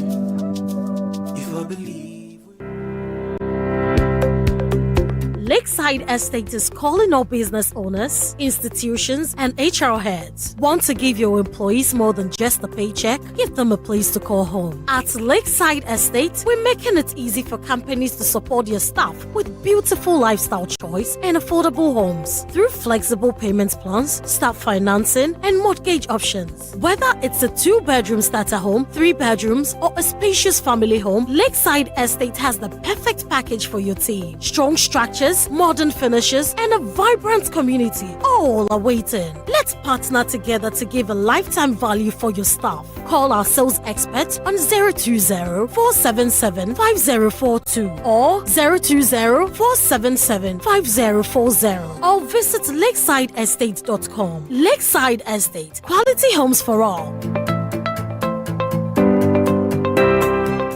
There's no price like the ShopRite price. That's why we are committed to bringing you lower prices on all the essentials you need. Like 1 liter series 100% fruit juice blend, all variants, only 37 cedis, 99 pesos each. And 1.5 liter Coke, Fanta or Sprite for just 22 cedis, 49 pesos each. Never pay more than the ShopRite price. Prices valid until 23rd November 2025. Only at ShopRite. Join the conversation on the Citi Breakfast Show on Facebook at facebook.com/Citi97.3, Twitter at twitter.com/Citi973, and Instagram at instagram.com/Citi973 with the hashtag CitiCBS. The Citi Breakfast Show. Rise above the noise.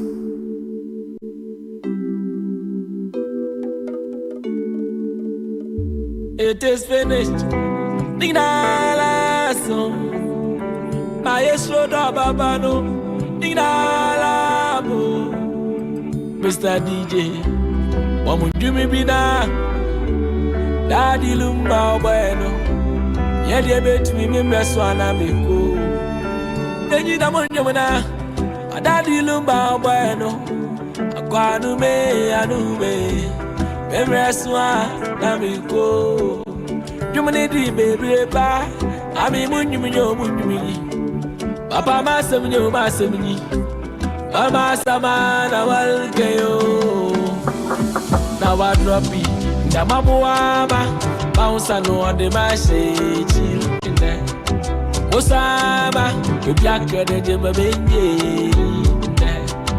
Mabuama Bounce no on the message It's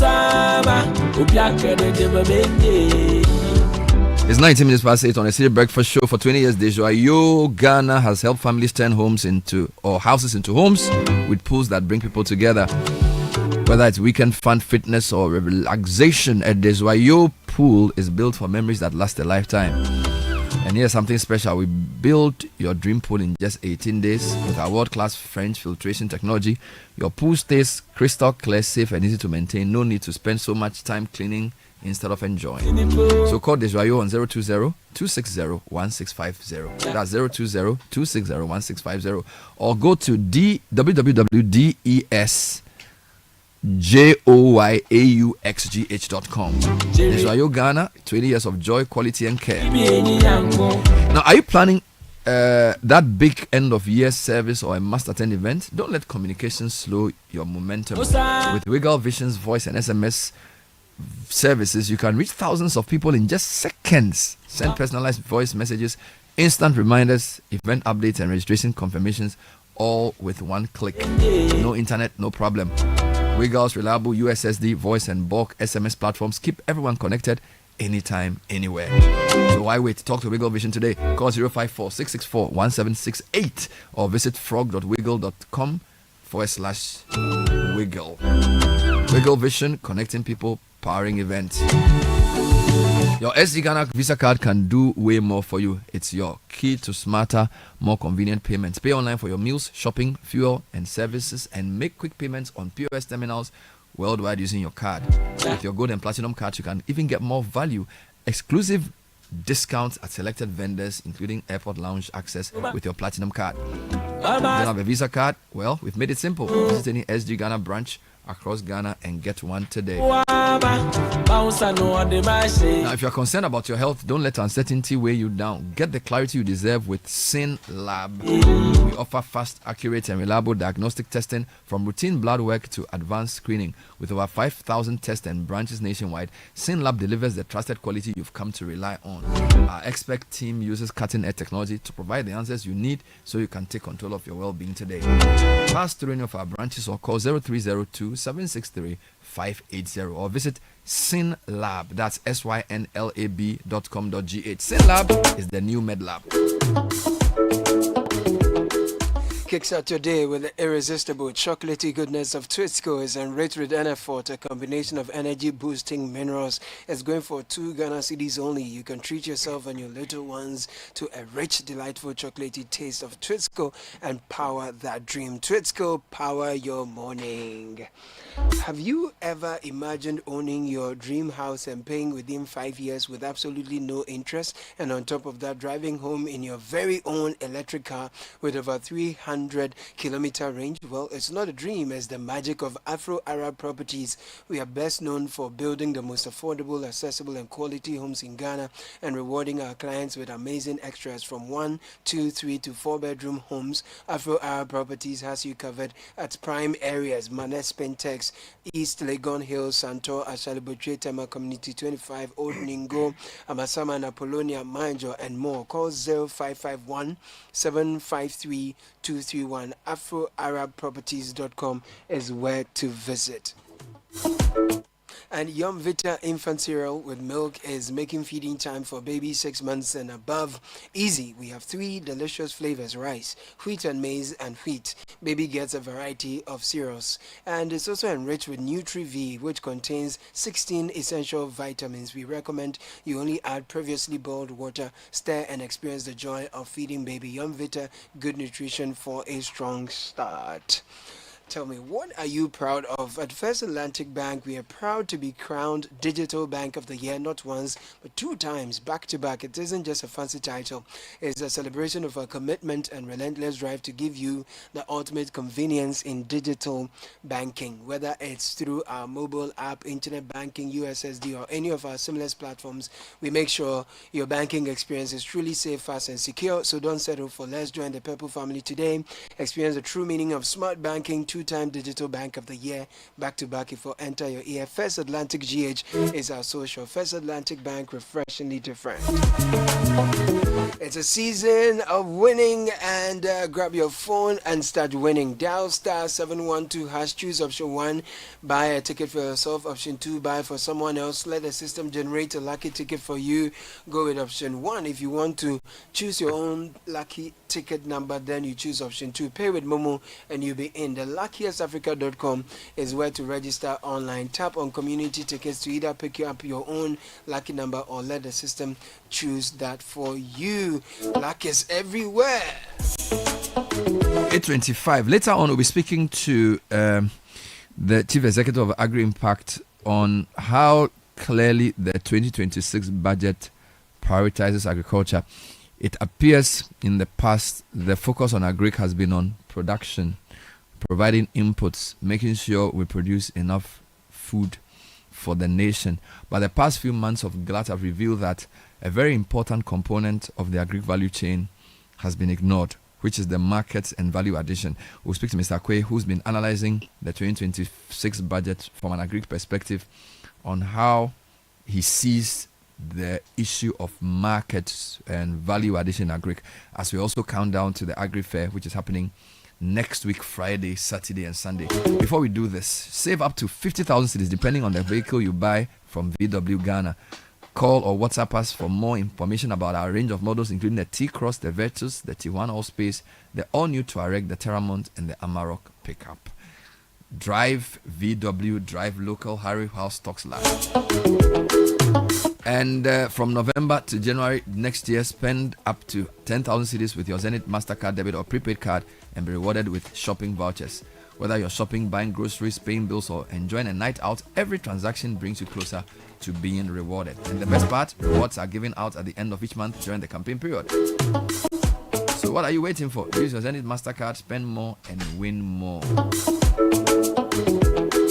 All right, so I just wanted to share, and welcome Samantha. I wanted to share a few highlights of the 2026 budget as it pertains to the agri sector as we count down to the agri fair next week. So if you look at the key allocations, for example, the government says 245 million cedis is being pumped into the Nkukon Kitinkiti initiative, which we are told is in 3 phases. The first phase is for regular people like you and I to do our own local chicken rearing. Then there's one for medium-sized poultry farmers, and then there's a next stage for large-scale poultry farmers. So what was launched in Kumasi was for ordinary people, young people from university. They give you 500 beds, you start, and the whole total project or program is 245 million cedis. Now there's going to be creation of farmer service centers. I don't know, he will explain what that means. They are also going to build 1,000 kilometers of agri enclave roads. To be interesting to know where these roads are. 4,400 plus units of agri machinery, including a lot of tractors, which the minister mentioned. Now he mentioned 100,000 hectares oil palm plantation. Oil palm seems to be a big thing that this government wants to do under agri. Indeed, he spoke about a $500 million oil palm development finance facility. Of course, we know that 200 million cedis will be given to the buffer stock company to address the food glut. And then 1.9 billion allocated for 2 agro-processing plants and cashew plants. Now, the priority programs are mechanization and farmer service centers, oil palm industrialization, and then there's something they call market stabilization, which is where our interest in some amount of money to buy surplus food. Schools have been mandated to buy Ghana-produced staples, and then they also saying they are going to boost maize and poultry production. What I wanted to touch on before we do the interviews, it appears to me that our agri policies for many years are focused on the inputs, not on the market and the value addition. It's more likely fertilizer, seed, tractor, land clearing. Now we produce the food, we don't know what to do with the food. It looks like that's where we are with this agri conversation, Sam. Yeah, we've said this 1,001 times, and I think I don't know whether it's at the KPMG forum or the Deloitte forum, which I monitored. Must be at the Deloitte forum. I think there was a key speaker who made reference to this point that, look, we are all production minded, Mhm. but the value chain is calling for attention. Mhm. And the value chain is not necessarily, the players in the value chain is not dominated by a government necessarily. Mhm. These are typical private sector players. But the structure, the regulation, the supervision, and the resourcing has to be led by government. And that's I mean, the old model of Ghana Food Distribution Corporation, which is a very old model, I must say. But there are new ways of attending to this problem. So if the government will be minded that we need better attention on the value chain proper. So we talk about storage, using modern storage technologies. You know, I hear people talk about silos, the silos. I mean, the silos that we have in Ghana, they are old and out of date. There are new ways of building silos, which is not like your typical concrete silos. You know, so we should start thinking about the storage, the distribution, the retailing, the packaging. You know, that's where we are. Because, and again, as we keep saying, the farmers are not necessarily business people. They are farmers. Unless you want to capture it within the context that farming is another business, rightly so. But I'm talking about the merchant business belongs to another level of the value chain. And so when we let off the farmers to face the giants who are merchants with big money, they stand at a disadvantage. They always lose. They will always lose. Okay. And so we need help in the value chain. Daniel Fahina Akwe is the Chief Executive of Agri Impact, and he has been taking a closer look at the 2026 budget as it pertains to agriculture. What do the allocations indicate about where government is looking and what government's priority is within the agri sector? Mr. Akwe, thanks for joining us. Good morning. Thank you, Bernard. All right. So, from a casual look at the overall budget, would you say that agri is prioritized? I'm saying this because, for example, 30 billion cedis has been allocated to the big push. So that's infrastructure. I think the second biggest allocation is education. So for some people, agri may not necessarily be the priority of the government when you look at the overall allocations. Is that how we should look at the budget? Well, good morning, Bernard, once again. If I look at the budget for 2026, I see significant improvement over that of 2025. In 2025, the budget allocation was just around 1.5 billion Ghana cedis. This year, it has moved to about roughly between 10 and 13 billion Ghana cedis. So if you look at what was allocated to agric in 2025 and what is being allocated to agric and its related activities in 2026, then we will say there's significant improvement in the budgetary allocation. And we must commend government for coming up to invest more in agric. Then again, if you dissect the areas, I'm happy to see that government is also responding to some of the issues that we have raised in the industry. For example, we've been talking about feeder roads and rural roads that connect food production areas to our trunk roads. And we have seen that government is placing emphasis on building roads, 1,000-kilometer roads onto some agricultural enclaves, and that is good.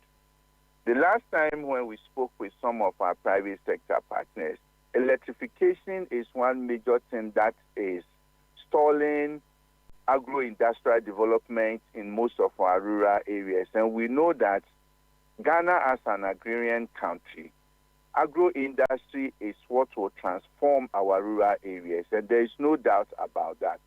And it's also because of the rippling job creation opportunities that we'll always find when we invest in agri and agri-businesses. So there's also a budget allocation for electricity to rural areas, especially power for processing zones. So that has been taken care of. Then they are also going to do irrigation, about 3,500 hectares of irrigation in some irrigated enclaves. And that is also something that we want to commend government. What also made me happy was the investment that government is going to make in the aquaculture industry. If we look at Ghana being a country that has sea and numerous rivers moving from the top all the way from Paga, coming down to Axim, vertical and lateral, rivers all around, and we will be importing fish, then I think there's a huge disconnect. And with the what we are witnessing in Galamsey, we don't even trust some of the fish that we eat from some of the regions which have been affected so much by Galamsey. I personally, if I go to any Galamsey area, hardly will I want to touch vegetable that is grown there or fish that is produced in that area. And if we are not careful, some regions will become importers of food from other regions, which will be a reverse, because in the past, the regions that will bring food used to be a bread basket for Ghana, supplying food. So now, seeing that, okay, there is going to be investment in aquaculture, not only will respond to job creation opportunities and our import substitution agenda, but it will also bring a bit of confidence in the consumption of fish that we do in this country. Other than that, we risk even importing more fish because the fish that we have in our oceans are depleting. They are not getting enough. Our rivers are being polluted, so we can't get fish from our rivers. The other option for us is to go into aquaculture. So I'm glad that government is putting some money also into the aquaculture zone. Then there is also monies for agro-processing. When I say money, I mean allocation, because I'll come to allocation and disbursement. There are three levels in this budget that I always look out for. First is the allocation, which means government has recognized the need for that area for intervention. So that's allocation. Disbursement is committing into performance, because there are times that there will be budgetary allocations, but the funds will not be dispersed, and it will be rolled over to the following year. So now that we have seen allocation, we will also want to see disbursement. And when there is disbursement, then we are also looking at outcome and accountability.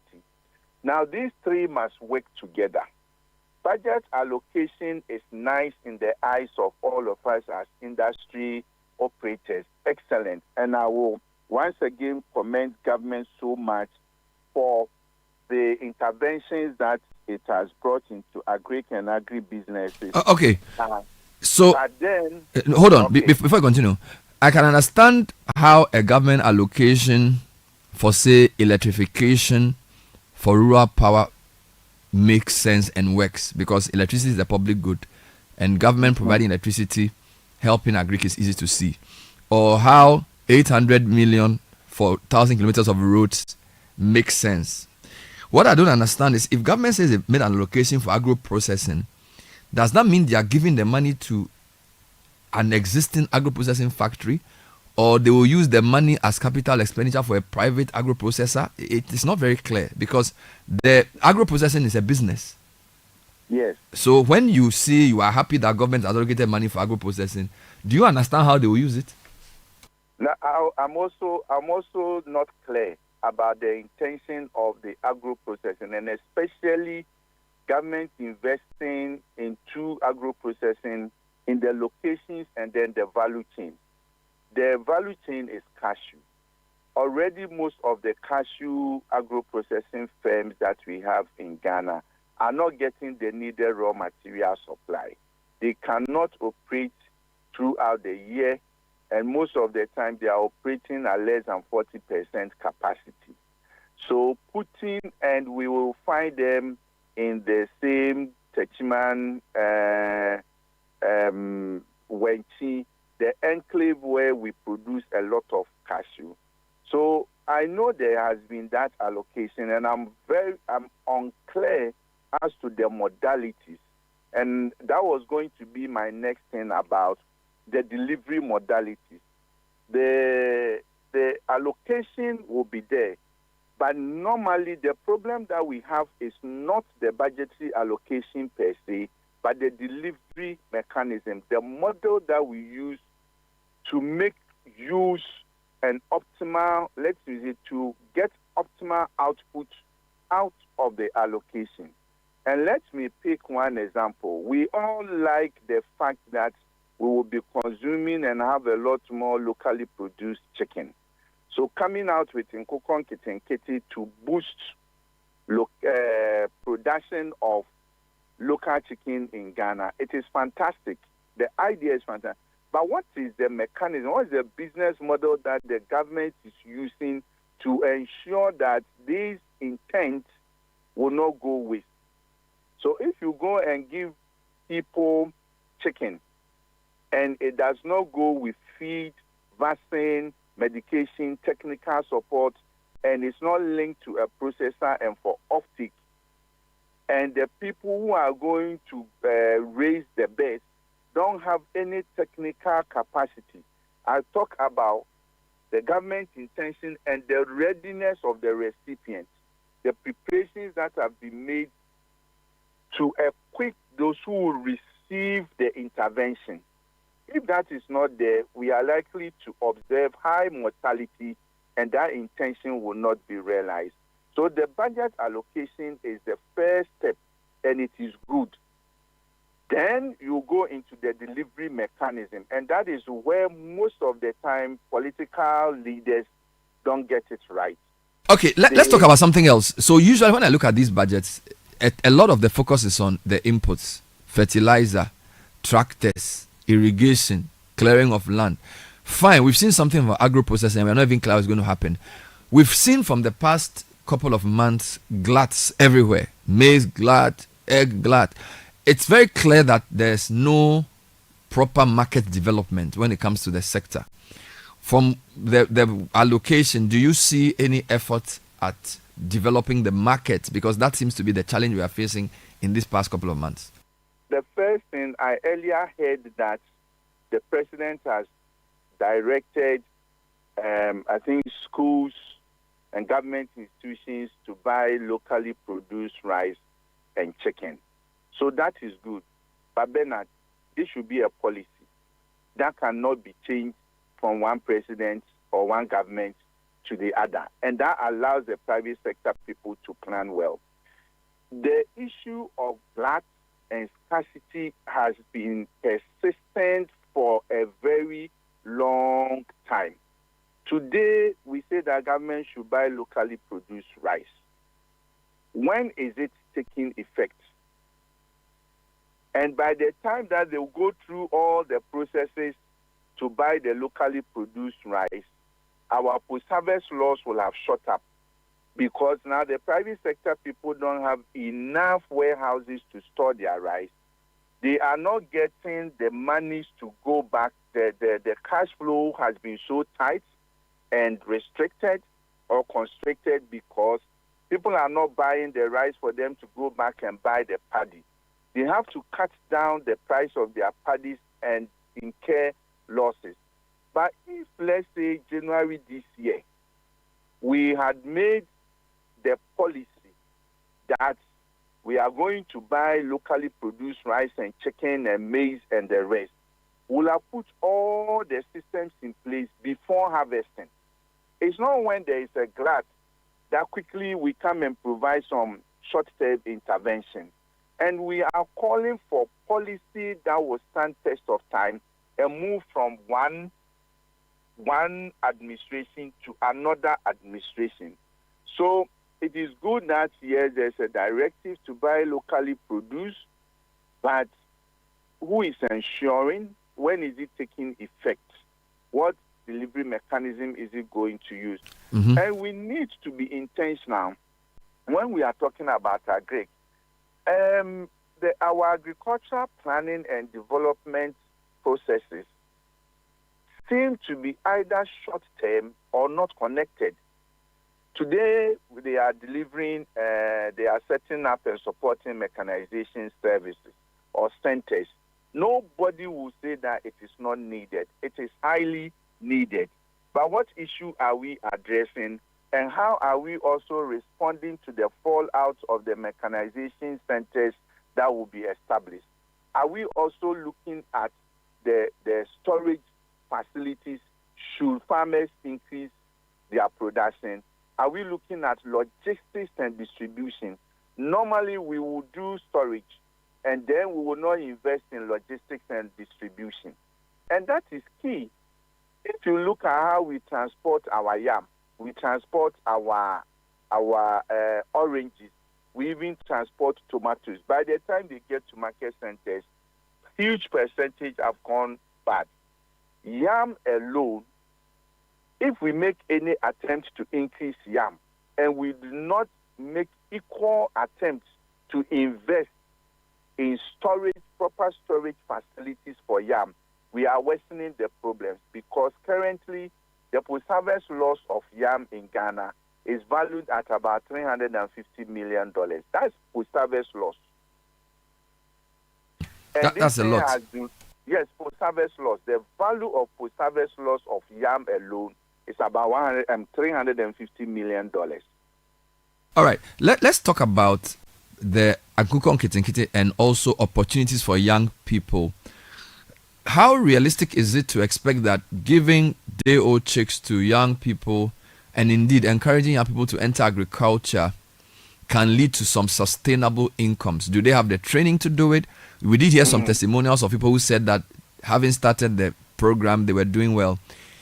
What are your thoughts around programs like that, and how can they be made to be more transformational? That's my last question. Okay, but what I would say is that the last time we met, we said we should be bold to scale successful models. And we should also build our interventions on learning and what has worked. Under the program that is supported by the Mastercard Foundation called HAPPY, we have a model of how we can catalyze and transform our broiler industry. And a typical example is building it around anchor private sector partners who can provide end-to-end services. If you go and give day-old chicks to a young person, and that person does not have the feed, the quality feed, the quality trough, quality water, the medication and vaccination, and the expertise to raise that bird, you are likely to lose at least 50% of the day-old chicks that will be given to that person. In the end, it's going to be a burden more than an intervention to create jobs. So I am personally concerned about the modalities that government is using to implement in Agukon Kitinkiti. Distribution of day-old chicks is not solution to the problems that we have. And even if they will give some solution, it is short-lived and not sustainable. But building on anchor existing or new private sector partners who tie in the entire chain from end to end is what will transform our poultry industry. All right. Yes, the intent is fine, but at the end of the day, the delivery model will prove whether the intention has actually provided the needed outcome. Be that as it may, I hope I'm seeing you and your companies at the Agri Fair next week, Friday. Surely, well represented. We are even bringing more people to come and exhibit and participate. And what are they producing? Of course, we are doing the rice, chicken, the fresh vegetables. We are also going to bring people who have started small processing of Ghanaian commodities. Soya bean products will also be exhibited at the place.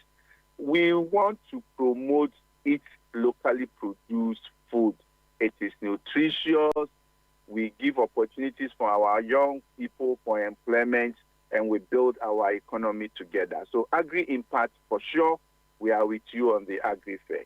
Thank you, Dan Fahini Akwe, who is the Chief Executive of Agri Impact. As he said, they are bringing exhibitors who are bringing poultry products, rice. Some of them have added value to some of the grains, and there's going to be a lot of vegetables as well. Time check is 8:50.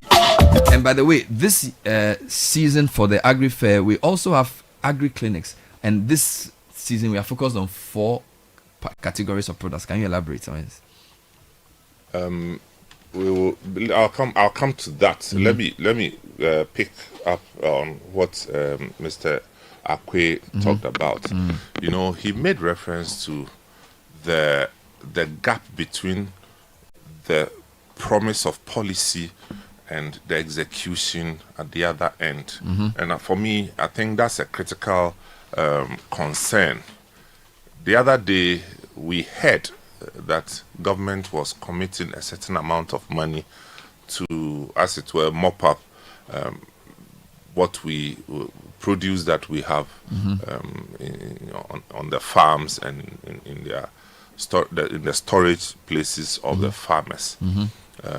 Was it 100 million? 200. There was the initial 100 million, an additional 200 million. Yeah. So it's something between 200 million, 300 million.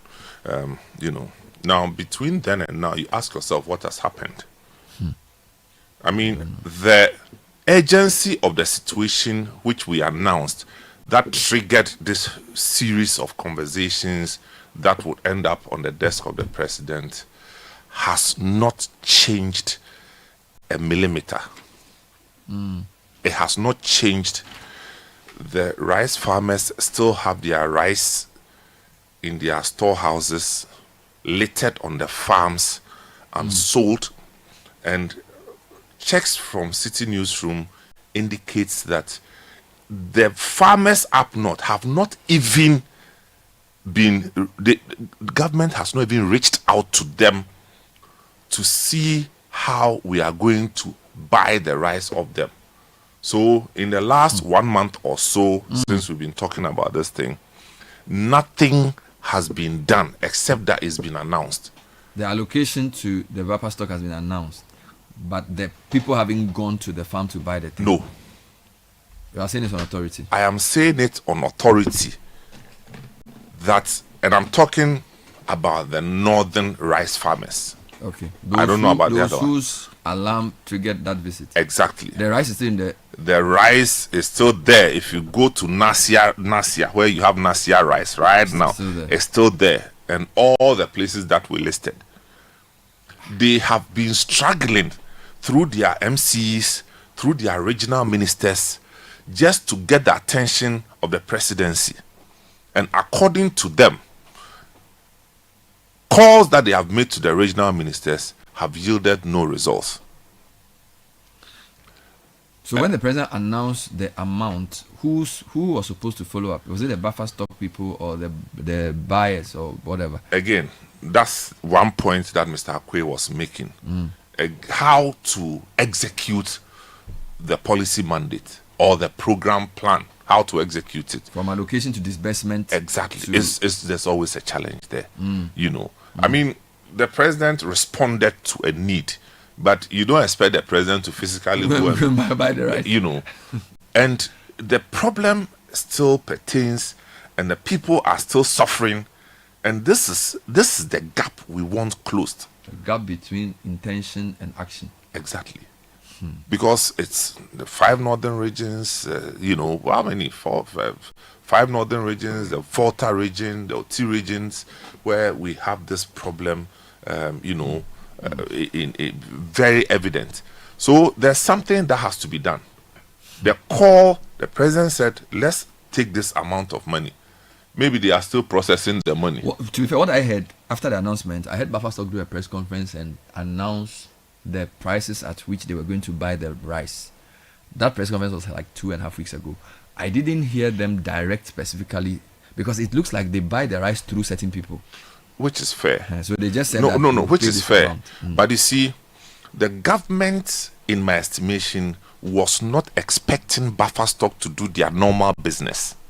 Of course not. You can't do business as usual with such a situation. Exactly. Especially when the president has announced immediately the release of money with an expected outcome. So we should be seeing the buffer stock people go from farm to farm, telling us what they are doing, updating us on how much stock they've bought, which schools they've brought into the thing. Yes. Giving press briefings on, since the president made the announcement, Bernard, the efforts we've made to but release the money. The Ministry of Agriculture needs to show leadership in this, because that's where the buck stops. It is an agric function. So the buffer stock reports the Ministry of Agric. Not that I know, but I know that they play between the Finance Ministry and the Agric Ministry. The reason I say this is that when I interviewed the Minister for Agric, he mentioned that the program to buy some of the food was an Education Ministry program. So part of the directive was that the schools should mop up the excess products and use it in their dining halls, and that was to be supervised by the Education Ministry. Yes, I get that. You see, there's an operational supervision and there's a strategic supervision.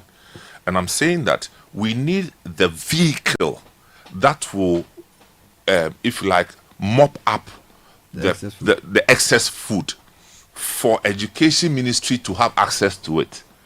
And that we know is not a function of education. So something between the Agric Ministry and the Finance Ministry, because even the mopping, there's some kind of resources required. You understand? And it also must include the Ministry of Local Government, because these farms are located within districts and assemblies. Okay?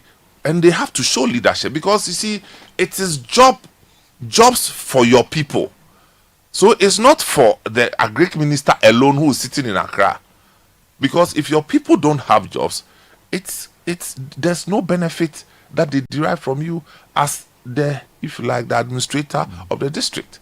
So it cuts across several sectors, several ministries. I'm quite disappointed that the farmers are telling you that nothing has changed, because we've dedicated a whole month to this conversation to get the president's attention, for him to make announcement more than once. He made the announcement earlier, and then when he did that meeting, he announced it again, and the Minister of Finance also repeated it. So I am expecting some system to be updating them, because look, if you ask me, in the past 1 month, that's the biggest issue in Ghana. You see, the news cycle doesn't always reveal what is the real issue. Okay, so maybe they'll be talking about some corruption scandal or something, but if you go to the ground, to the farmers, that's the biggest issue. Indeed, yesterday somebody was asking me why she went to buy a crate of eggs in Accra for 60 cedis when people claim they have a glut, because the regular price is 60. If you have a glut, egg price should be about 40 or 45, but somehow it's still 60. You get it? For me, the whole, and in fact, the survey the Statistical Service did about stable and reliable price is a big issue for me. Okay, now the media gave it attention for a month, not just reporting. We even have programs like AgriFair in response to some of this. I'm very disappointed that I haven't had a sustained public update from the specific duty bearers, whether the Ministry of Agric or the Buffer Stock Company, on what they are doing. Because if you go to our correspondents and ask them to talk to the farmers are still saying the same thing. It hasn't changed. I was at a program last week in the Eastern region. The farmers are saying the same thing. So it seems like there's a bit of inertia in Ghana. And also, when there's no media focus or media insistence on action, a lot of duty bearers just hide. So what they will do is that they'll call and say, okay, we are going to visit the farm. Come and let's go. Then they go and say, oh, we've seen the farm. We are going to do it. Now, immediately you report that they say they are going to do it. They assume they've done it. You get it? So it makes it very difficult. The media's job is not to now come to you and say tomorrow morning, hey, but it looks like that's what we should be doing now. If we've shown you a massive problem like a glut, the president has announced over 200 million CDs for you to buy, you should not be waiting. You should even be doing, you should be calling me to say, I want to come on here to tell you what I have done since the announcement was made. But it's like we are pursuing them. You call the correspondent to go, the farmers are still complaining. There seems to be some, I don't know what it is, whether it is inertia or afraid, or I don't know. Or is it that the people who are invested in buying the produce have already bought? So they don't know how to buy the extra. You see, maybe they've already bought imported rice. Because don't forget, Awuni is also claiming that. You see, let's put everything together. Awuni was telling us, Reverend, that one of the reasons why the farmers are not getting buys is that people have pre-bought smuggled rice that has evaded tax and therefore is very cheap. So maybe if a bag of 25 kg bag of local rice is maybe 700, he's saying that the imported rice about 500. So maybe the guys have already bought the imported rice and they don't know what to do. Bernard, but even there, let's assume without admitting, the guys, the merchants in open trade have committed themselves to imported rice. Mm-hmm. Let's come to state institutions. He says the state institutions have also bought. They can't. No, that's what they are claiming. No, they can't. Why can't they? Because they don't. You see, in the open market, you don't buy with nothing. You buy with money. They don't even have the money like that. They don't even have the money. Regular like money. Yes, I'm saying that they don't even have the volumes like that. But can they enter contracts with suppliers on the basis that they will pay later? That's also a point. But it's for instance, buffer stock. He came to say publicly that look, the money they've given us is a drop in the ocean. Mm-hmm.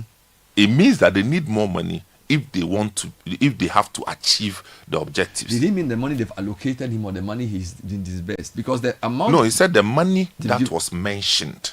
So that's allocation. Yes, it's. But has he accounted for the one he has first? No, he talked about how much they had requested for, and out of that, the amount that is being promised to them, the ratio is very small.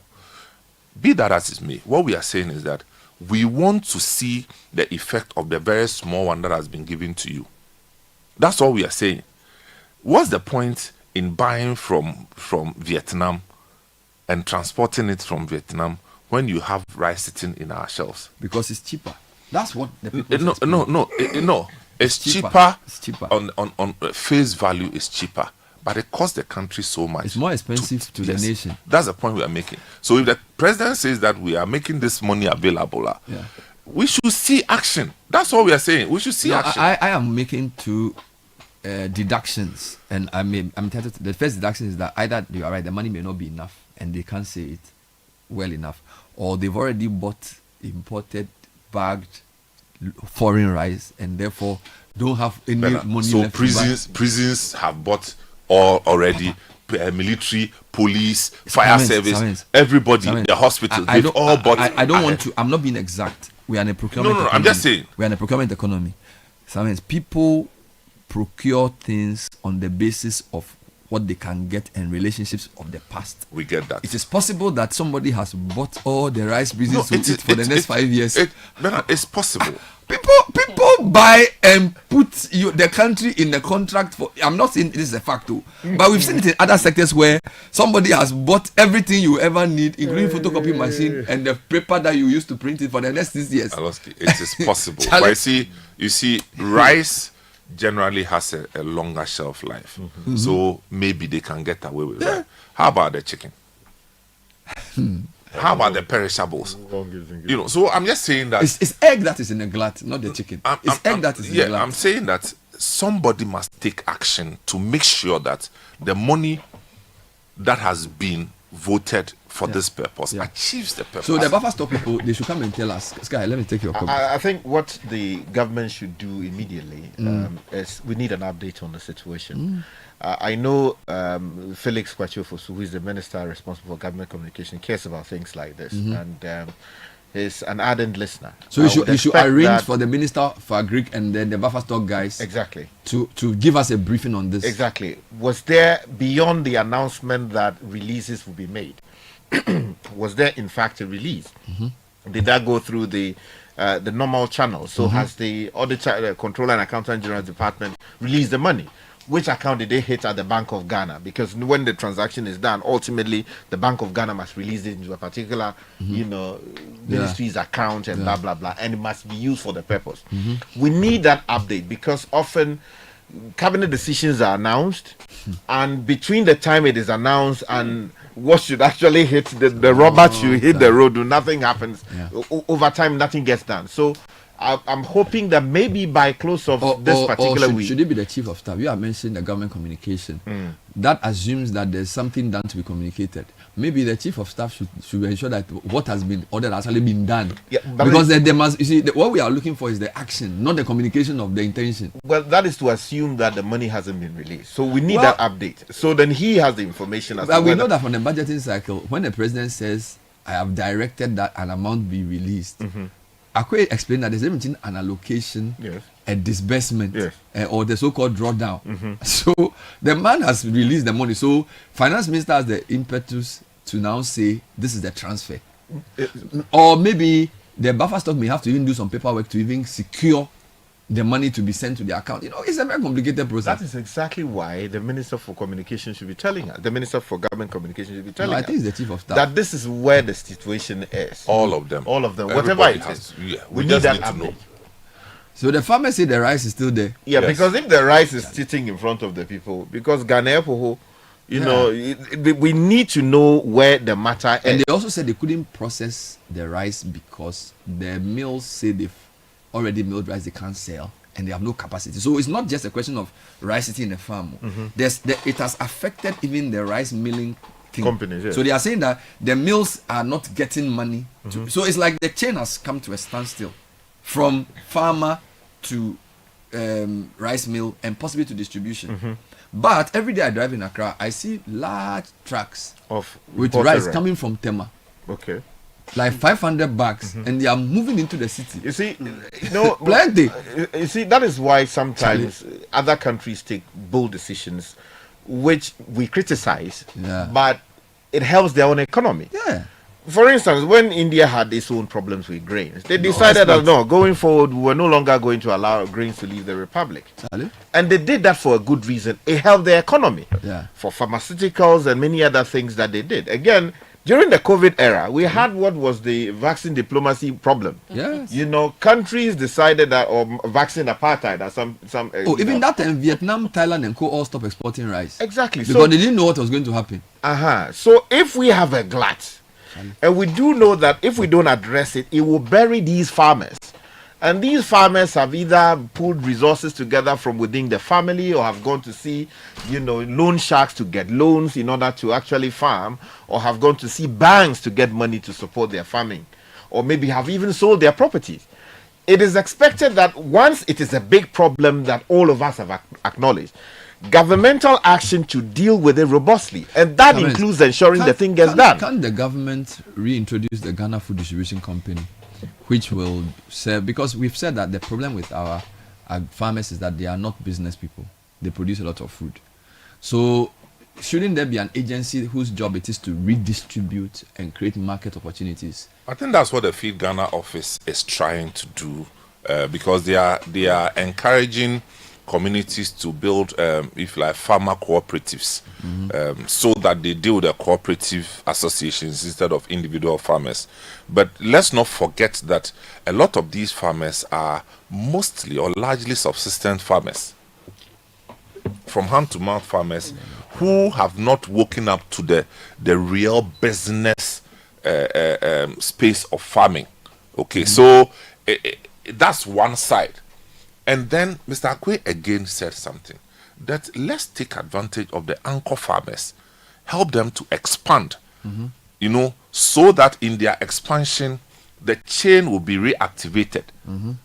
But at times we bypass them. I mean, it's okay to do Nkiti, give people 500 beds to start. But giving them the 500 beds has not solved any problem. Because they need expertise, they need resources. So look, somebody is going into poultry, and he thinks that going into poultry, you need the same skill as you used to nyan in fiakoko. The fiakoko that goes out in their own time and comes in their own time, free range, you know. That's not how you do poultry, because poultry is confined. Otherwise, you understand? So they start the poultry with 500 bears. In 3 months, about 50% of the birds are dead. Well, they say they will provide training. Some of it has to do with getting them the right drugs. Yeah, they say they will provide It's a very difficult business if you don't have logistics training. Let's read a few comments. Bernard, on the matter of the budget allocation for agri programs, the previous government sank a whole lot of money into providing fish fingerlings and feed to people to go into aquaculture. I think we need to find out the impact of that program in order to determine whether such programs and the new chicken one are impactful. Also, there's a lot of machinery earmarked for distribution in the new financial year, but I believe strongly that these should be brought in knockdown form and assembled locally so that some jobs will be created. Else, we will be pursuing a huge procurement gig that will benefit just a couple of connected people. This is Nia Jete texting from Hacho. Ben, the cost of this foreign rice on the economy of Ghana is way beyond what you imagine. Most of what is imported is refined, which has an impact on your health. At least in my case, it spikes my sugar levels. Now, do the permutation on cost of health, productivity generally, and agri sector, etc. Let's take a few more, Kakra. Bernard, yeah, okay. Can I just quickly say that, I mean, listening to the conversation, the interview, and Uncle Sam as well, I think that in the grand scheme of things, it is restructuring the food production value chain, which is our biggest and long-term, I don't know if I should call it challenge or opportunity. But if we are not addressing this issue of excess produce here and there, we are not addressing it, picking the words from Reverend Awuni's statement that they are met with, whenever they make petitions or they complain, they are met with bureaucratic delays and excuses, then it begs the question, how are we then going to solve the grand problem, which is restructuring the value chain system? That's just my comment. All right. Before you go on, Bernard, do you know that as we speak now, Nigeria this year has recorded their lowest rice harvest in the last 5 years? Meaning there's a market for us to go into. You know, I'm just saying that somebody should take leadership. Nigeria has recorded their lowest rice harvest in the last 5 to 6 years. This year. Because a lot of their farms were diseased, and so harvest just took a downturn.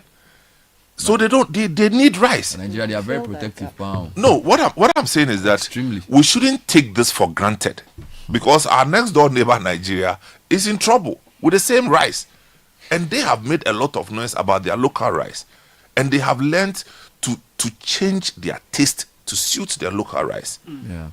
You see. Let's read some comments on this issue. Bernard, Nkoko Nkitty would amount to nothing. At best, it would increase the glut we're already facing. Why this policy when importation of frozen chicken has not been banned?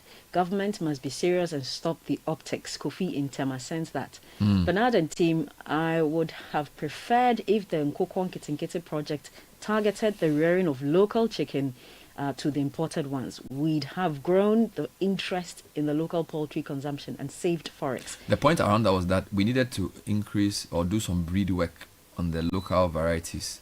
I think somebody said that last week we discussed Fiakoko, that they were too small and it's not competitive. So they bring the foreign ones and they grow faster. So when we were talking about Fiakoko, right. so and then I was saying that Kenya, their scientists had done some crossbreeding that made their local chicken both tasty but also grow quicker. Something to that effect. I don't know if you heard me or I most person heard that. I heard that. Yes, so if you just use your raw Fiakoko or your look, and I don't know if you have enough local DO chicks to distribute on the scale that government wants to do. Well, it's about government thinking about it and sinking resources into it. We have the research institutions there. Exactly. We say we are producing vaccines and we've invested money in it. And very soon we'll be rolling them out. So if government thinks about it, it's possible to do it. Which institution in Ghana deals with chicken breeding? Like chicken, the research on chicken?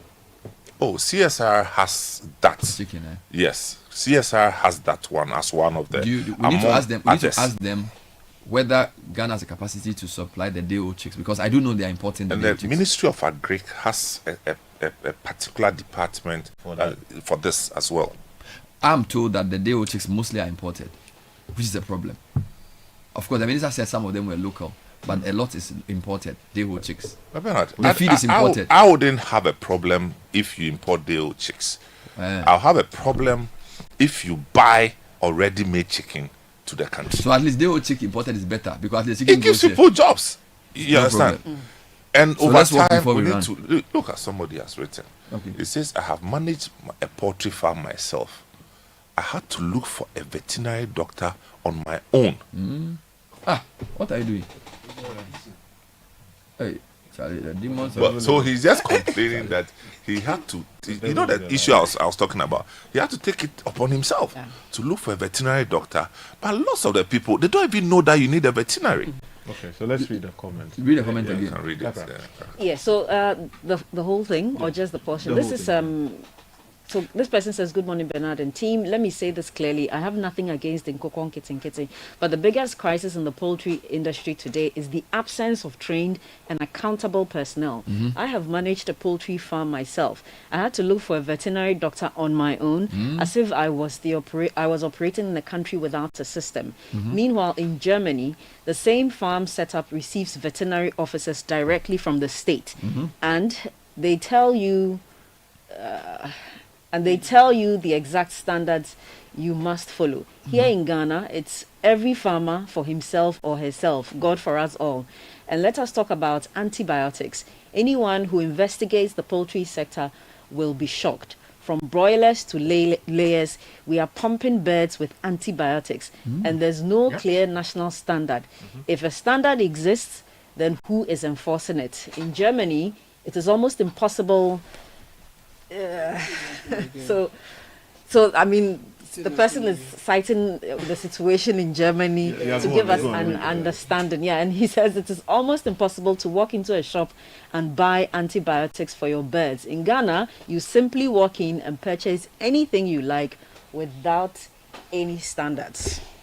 And it's a big issue in even America. There's so much division on the point of whether, you know, birds should be fed with antibiotics to deal with all kinds of challenges they have and all of that, and what standards should be there. I don't know about the Ghanaian standard. Maybe there's a standard somewhere on the shelves that we don't know There's about. always something on the shelves about that. There's always something on the shelf. Look, I always say that we have actually underutilized the essence of CSIR. Oh yeah. Yeah, we brought some really... It's a whole institution that has crafted, curated knowledge for, but nobody taps into it. There's a question somebody has asked. It sounds simple, but it's an interesting question. It says, can't we convert the egg glut into day-old chicks? No, if it is not, you know, there are eggs that you produce without the fertilization from the, you know, the male. Oh, okay, that one. But can't so you can. So these are eggs for consumption. Yes. But isn't there a possibility of the possibility fertilizing is them there even outside after the fact? Yes. No, after the glass. No. What I'm saying is that if the egg is already laid in the production process, you can't. No, of course, if you have glut, it means that your next month egg production, you should look at changing the process. Because I'm so thinking that if, for example, you have so many eggs, the egg that is for breeding is crossed. Yes. So can't you get a few male crosses to come and enter your poultry farm? And I don't know. I don't Once know. they've laid the eggs. For the next round of laying, you know, or they are or they lay only for consumption. It is for consumption. It is for some of these reasons that we are doing our agri-fair training clinics. The training clinics are very, very important. To help you know what.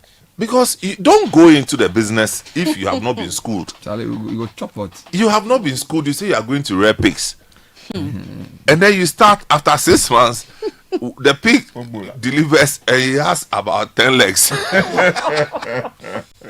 You understand? So there's a way to do it. So those of you who are out of school, those of you who are in school but you have time during vacations, those of you especially who are nearing retirement, those of you who are relocating, a huge opportunity. So we are saying that this year at the Agri Fair, we are providing the training clinics, training for which area? For how to set up and run a piggery. Right. How to set up and run a poultry farm. How to set up and run a snail farm. Snail.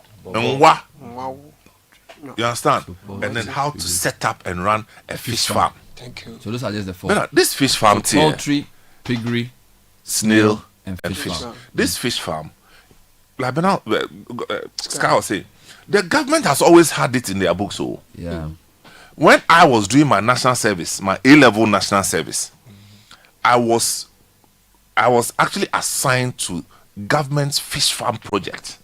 Hey. So I would move from home to home on specific days to inspect fish farms. I'm telling you're an you. inspector? No, I wasn't the inspector, but I was working with supervisors.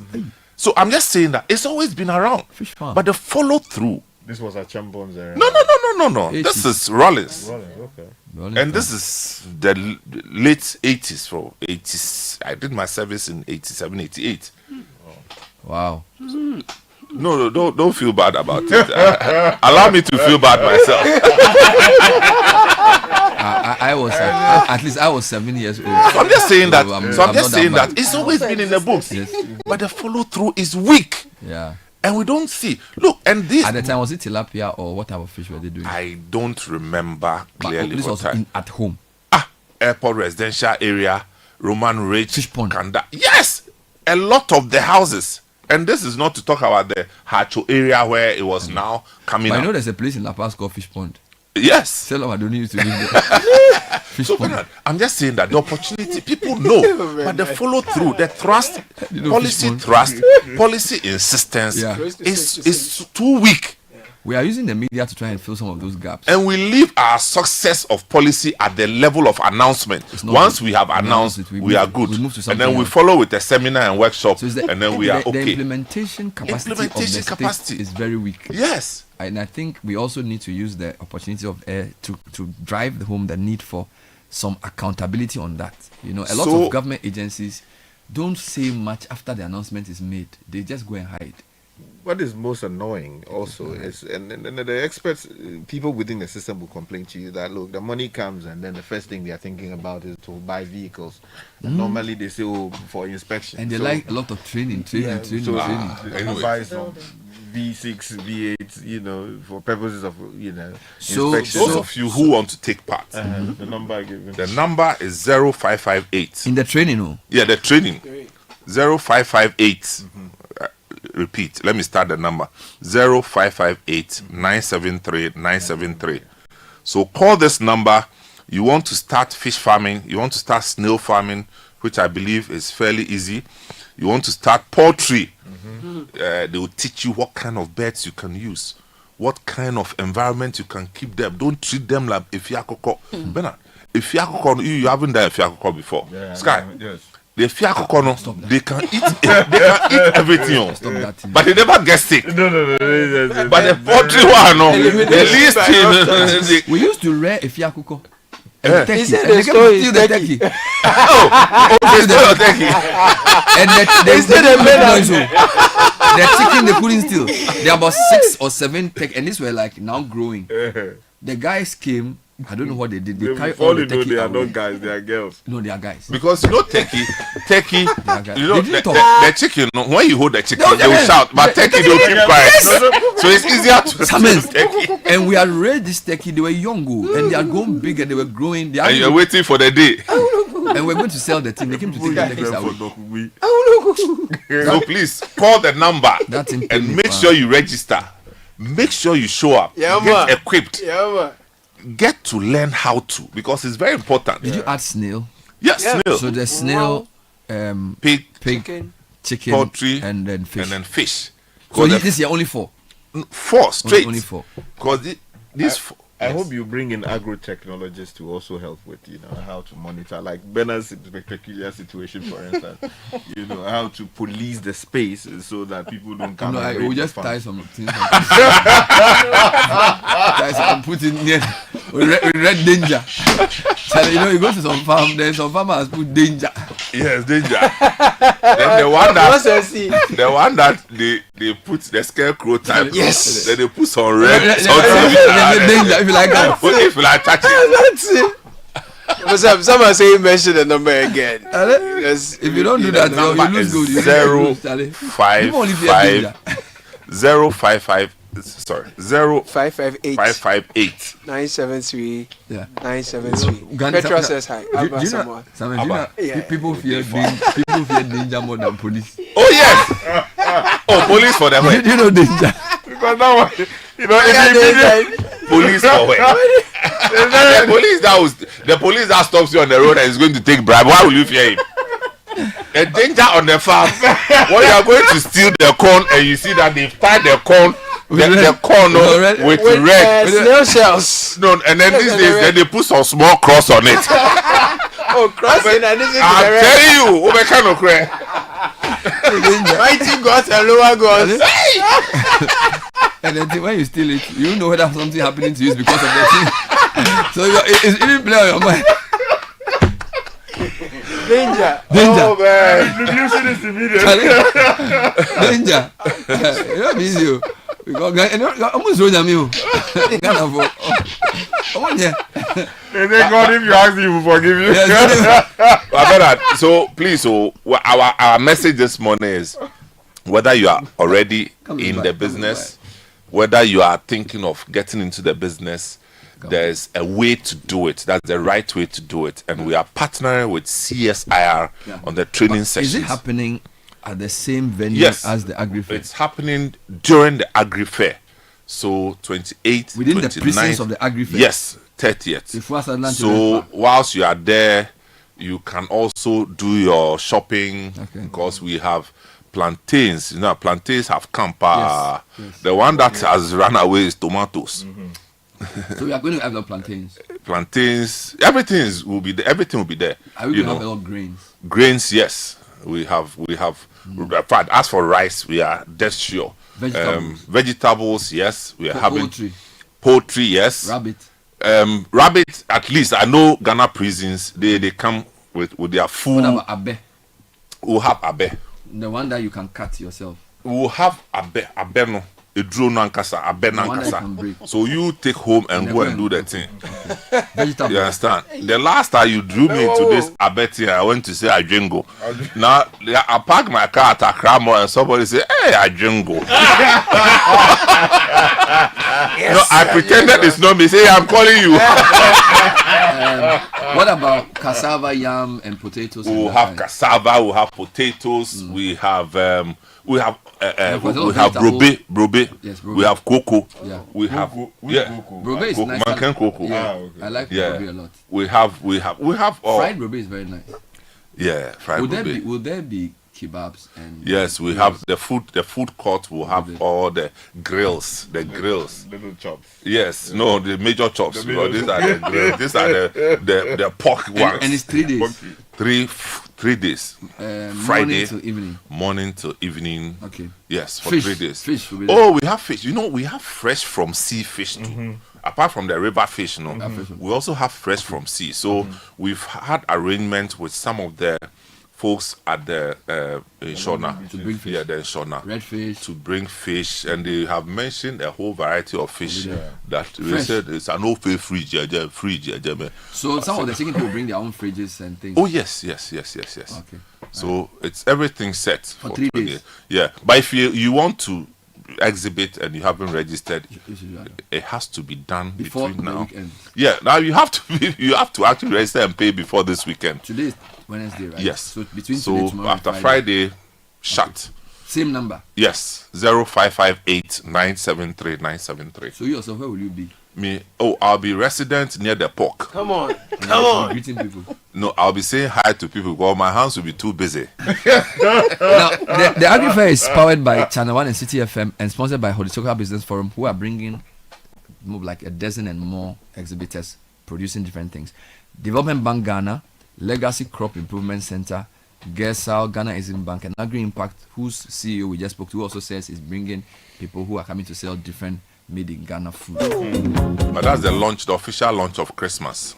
Correct. So you are shopping for Christmas and you are buying the rice that when you cook and you leave it for 2 days, you won't come and see water inside because this is made in Ghana rice. And Ghana jollof must be made with Ghana rice. Thank you very much. Now let's talk about a few couple of things. If you're looking for quality, durable, and reliable parts for your Toyota, Hino trucks or Lexus, look no further. Take advantage of Toyota Ghana Limited spare parts promo from November to December with discounts of 50% and more on selected items, including complete engines, gearboxes, suspension, electrical and air conditioning parts, and more. Stocks are limited in terms and conditions apply. At Toyota Ghana, we've got you covered.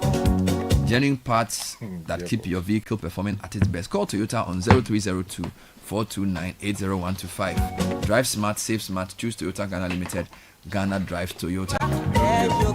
Yes, Charlie, it cause problem. Next time you fly with your family from Accra, why don't you fly better with Emirates? We've taken care of everything. Over 250 dedicated kids and family channels from CBBS and Nickelodeon to Disney Classics. It's non-stop fun all the way for little explorers with free toys like new cuddly friends or cool activity parks. With daily flights, you can now enjoy more convenience and flexibility to 150 countries within the Emirates Global Network. Find out more at emirates.com.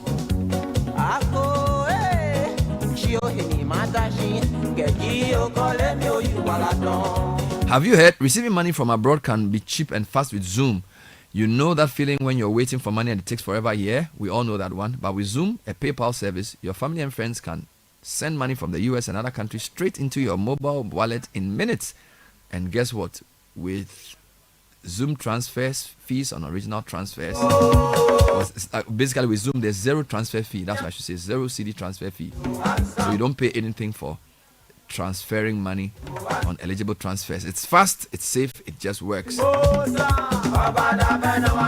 Christmas is here again, and it's going to get better on Go TV. There's something for everyone. If you love your local content and seeing your favorite Ghanaian actors, Aquaba Magic is there for you with shows like Masasi, Apofi, and more. For the kids, there's more fun to be had with Paw Patrol and the tricks of SpongeBob SquarePants. And for the football lab, there's nothing beats the thrill of watching all the mouth-watering clashes for the big European leagues on Super Sport. This festive season, GoTV is truly your happy place. Pay your subscription fee, dial star 759# to stay connected and enjoy non-stop entertainment. Prepare to be amazed. Ghana, Accra, Kumasi, Takoradi. Royal Foam is bringing you the biggest sale of the year, the Royal Wow promo. Enjoy wonderful discounts from 10% to 50% on your favorite Royal Foam comfort products. Get 50% off Luna sofas, 30 off beds, 25 off Chesterfield sofas, and 30 off Adinkra L-shaped sofas. Hurry now while stocks last. Call Royal Foam on 050-922-7042. Royal Foam, rest assured. And kickstart your day with the irresistible chocolatey goodness of Twitsco and rich with NF is going for 2 Ghana cedis. Give yourself and your little ones a treat. Simply mix with water, add milk, stir, and enjoy. The kids can't get enough, so why wait? Head to your nearest store and grab yours now. Twitsco, power the dream. Why travel abroad when world-class education is right here in Ghana? Lancaster University, Ghana.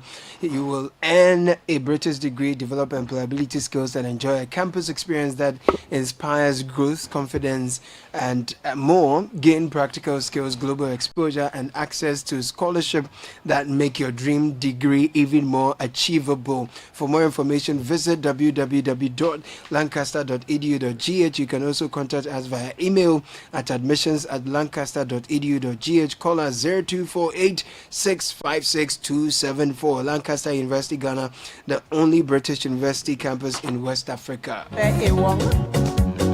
When we come back, there's more, plus a conversation with our friends from Gimpa. Stay with us. This is the City Breakfast Show, the city's biggest conversation. Protect yourself from germs and bacteria with confidence. Cleanse hand soap effectively kills 99.9% of germs with every use. Perfect for all your hand washing moments throughout the day. Available in a variety of variants and delightful flavors. Choose Cleanse for yourself, your family, and friends. Make Cleanse your daily essential. The GC brand. It's all about you. This advert is FDA approved.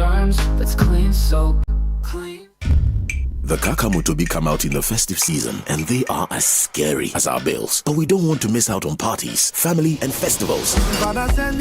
Whether you say Aquaba, Maraba, Wezo, or Obake, EcoBank says tap into 5s in the 5-star enjoyment promo. Be one of 10,000 lucky winners when you deposit multiples of 400 Ghana cedis or take a loan in multiples of 4,000 Ghana cedis to win up to 1.5 million Ghana cedis in cash and prizes. 1 year insurance cover, gift vouchers and more. That's not all. Use your EcoBank card, mobile app, USSD or POS to transact and enjoy up to 15% discount. Tap into vibes with EcoBank. T's and C's apply. Bill shouldn't scare you. EcoBank, the Pan-African Bank. EcoBank will never call or text asking you to verify sensitive information like your PIN, Ghana card or bank card information. Pay better attention to details.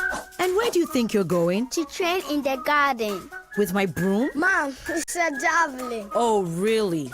And that plate? That's not a plate, it's a discus, Mom. We are training to become winners. Well, you know you need lots of energy to become winners. So you both better start your day with Twisco before you go anywhere. Besides its great chocolatey taste, Twisco is enriched with Enerford, a blend of energy-boosting vitamins and minerals for little winners. Thanks, Mom. Got to keep my little winners in shape. Twisco, power your dreams. This advert is FDA approved.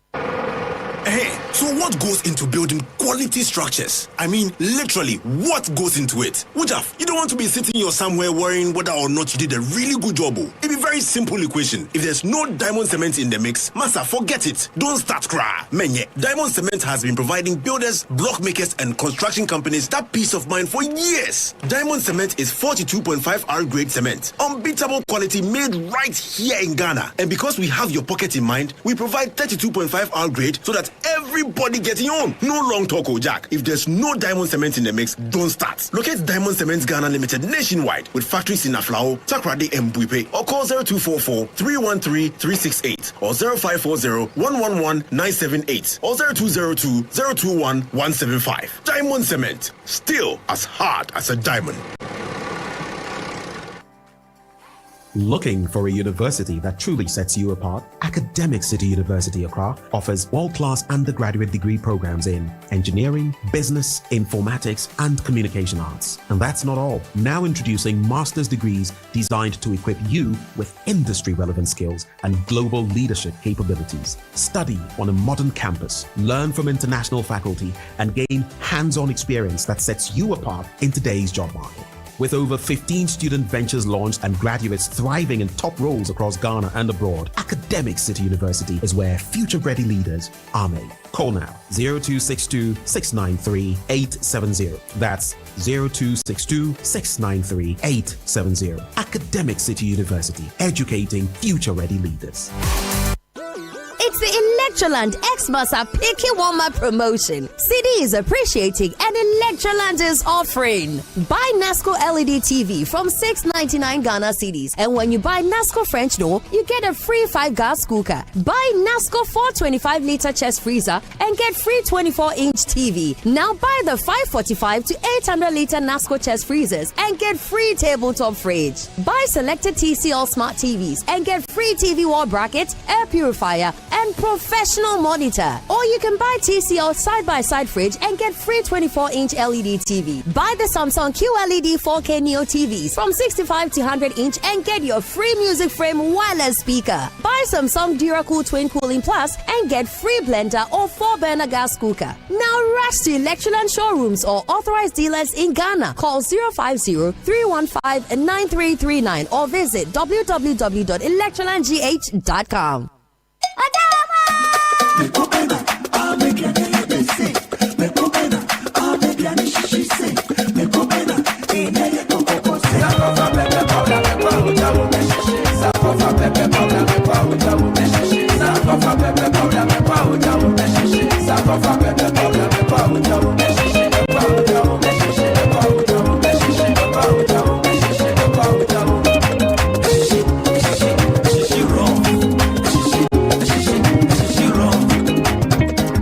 Abochuki baby de unya sankofa pepper soup where you know pepper sankofa sankofa pepper powder esheshe raw sankofa pepper powder me powder sankofa pepper powder me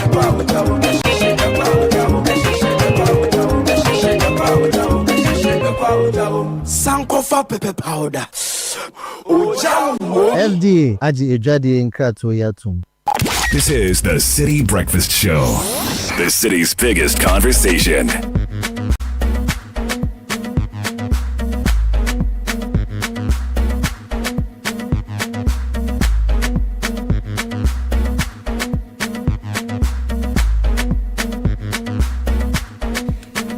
It's 39 after 9. And we have our friends from GIMPA join us. Professor Emmanuel Sarkodie Adabo, Dean, GIMPA School of Technology and Social Sciences. Dr. Frank Banner, representing the Dean of the GIMPA School of Public Service and Governance. And of course, an alumni of the school, Richard, the last guy. Yeah. I'm here. Doc and Prof, you're welcome. And then Gibson, right? Yeah, Gibson. Yes. Gibson. Okay. We are properly represented. So this conclave is properly constituted. We hear you. You're most welcome. You're most welcome. Ghana Institute of Management and Public Administration, right? Yes. Brilliant. We've said GIMPA for so long, sometimes you even forget it's a full, everything has its own meaning. Let's talk about GIMPA and why it's the preferred choice for students, especially those considering both. You run undergraduate programs? Yeah, we do run undergraduate. Oh, for the most part, in my mind, GIMPA is more like graduate studies kind of stuff, because you've carved that need for yourself in my mind, in the minds of many. But you do undergraduate programs. We do undergraduate. Tell us about it. So the undergraduate programs are flexible, right? In the sense that we run undergraduate programs during evening. Undergraduate? Yes. Wow. And then also for the WASI applicants or WASI graduates, we also run day school for them. Okay. And just to open up, currently we are an ongoing admission. We have an ongoing admission to admit WASI applicant. Right. For undergraduate evening programs too? Yes, for evening programs too. Is this unique to your campus? Because I've not heard this. No, we do. We have been doing this for some time now. For WASI graduates? Yes. In fact, specifically we have undergraduate programs in BBA. And then also computer science, ICT. Wow. And then we also have Bachelor of Accounting, Business Administration, and other undergrad programs. I didn't know this. Yes, but you're also doing this for graduate students as well. And February 2026, we are looking at that time. Yes. Please shed a bit of light on that. In fact, the admissions are open. Okay. And it will be closed on January 17, 2026. Okay. And the starting year is February 2026. Nice. Yes. And this cuts across all your programs. So if you go to your website, we will see all that. All of them. We will also see the cutoff points and know where you fit in. Let me just be brief about the cutoff point. For an undergraduate program, you need credit passes in the core subjects and any 3 electives.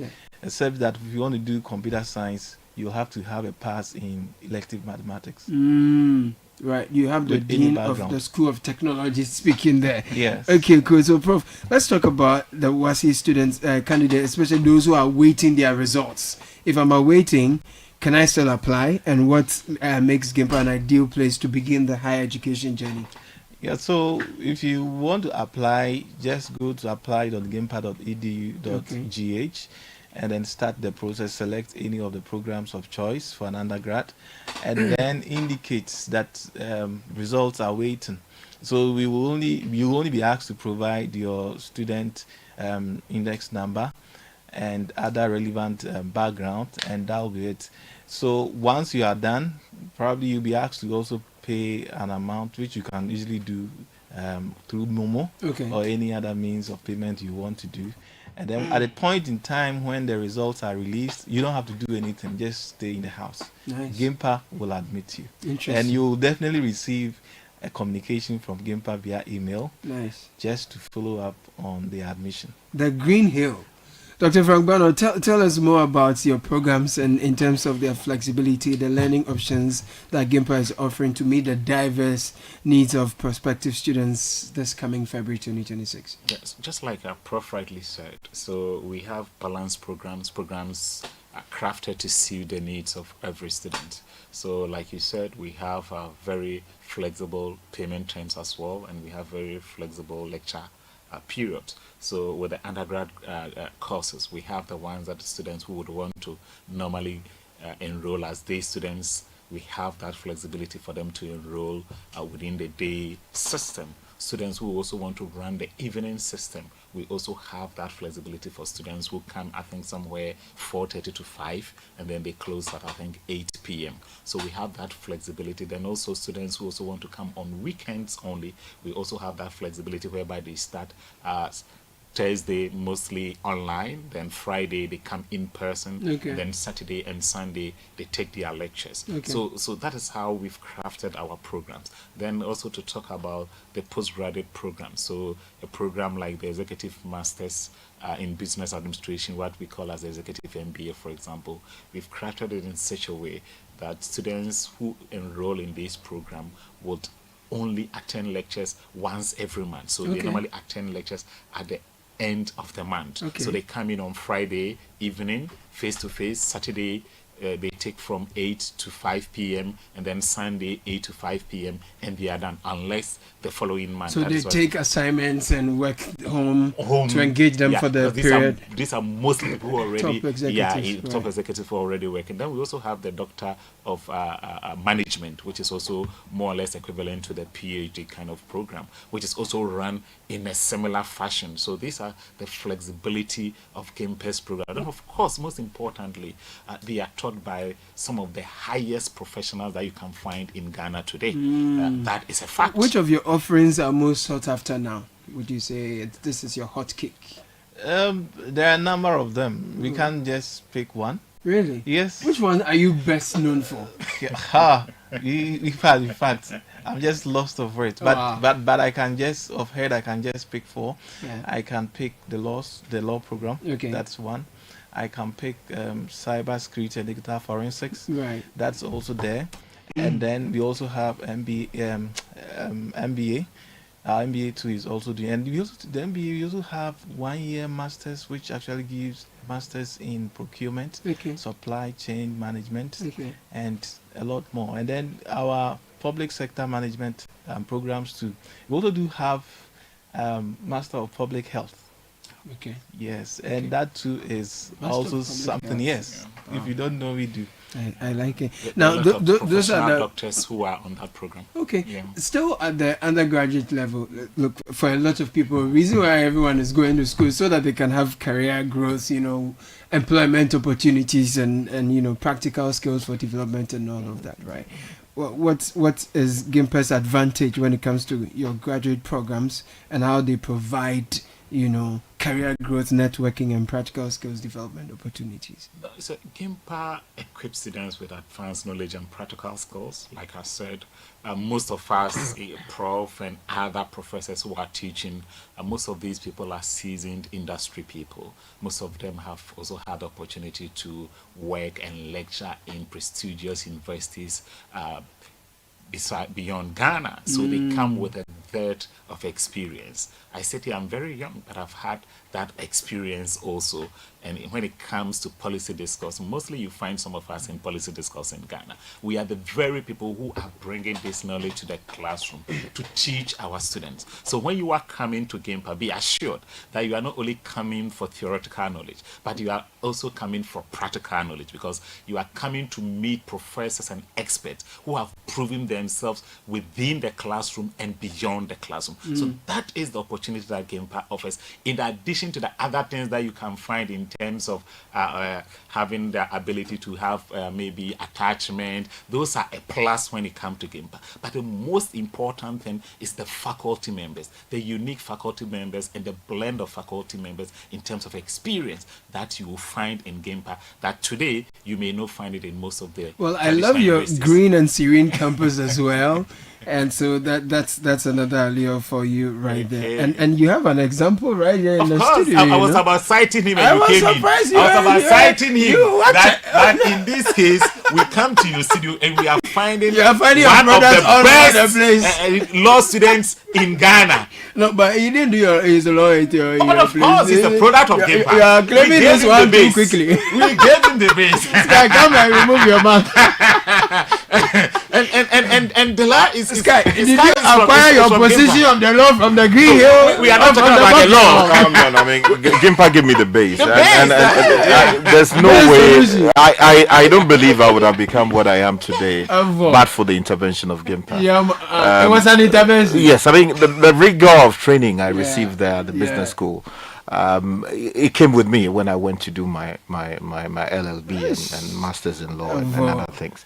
So I think that, look, if you're listening to us, and I do know you're listening, and you are considering where to do your studies, I can bet you that Gimpa is the place to go. Okay. Because it is that rigor that has taken me to, Buckingham, City University, Oxford, and now we're talking about. So please, It's okay. Those of us who went to the higher hill, we are watching those down here.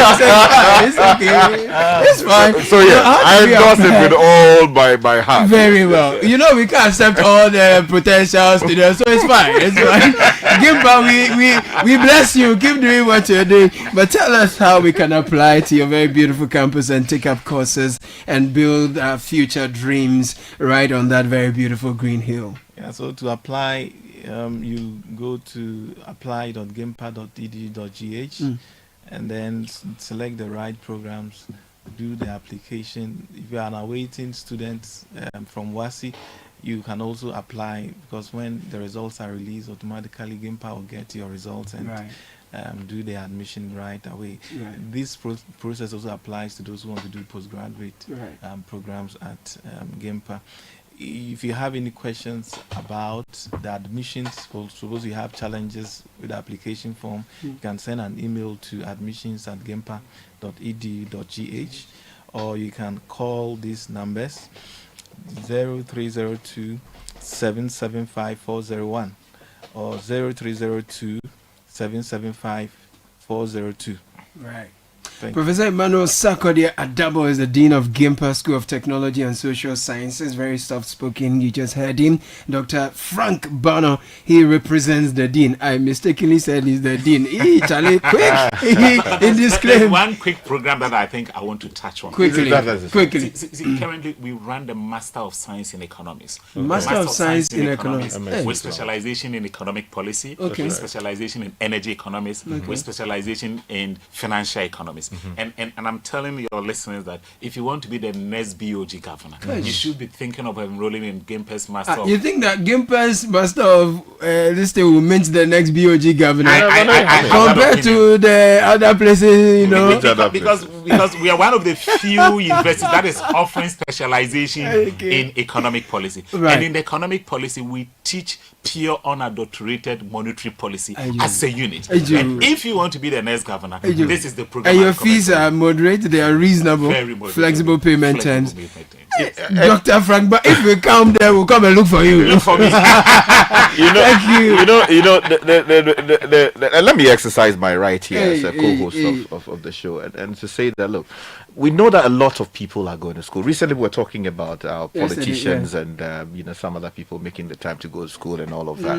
The Gimpa, model allows for people who are working full time to be able to spare some time to receive tuition and to grow themselves into formidable, human resource for our country.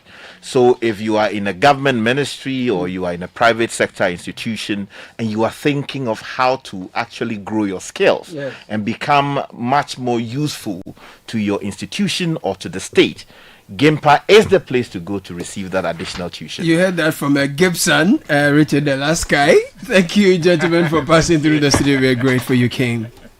This is the City Breakfast Show, the city's biggest conversation.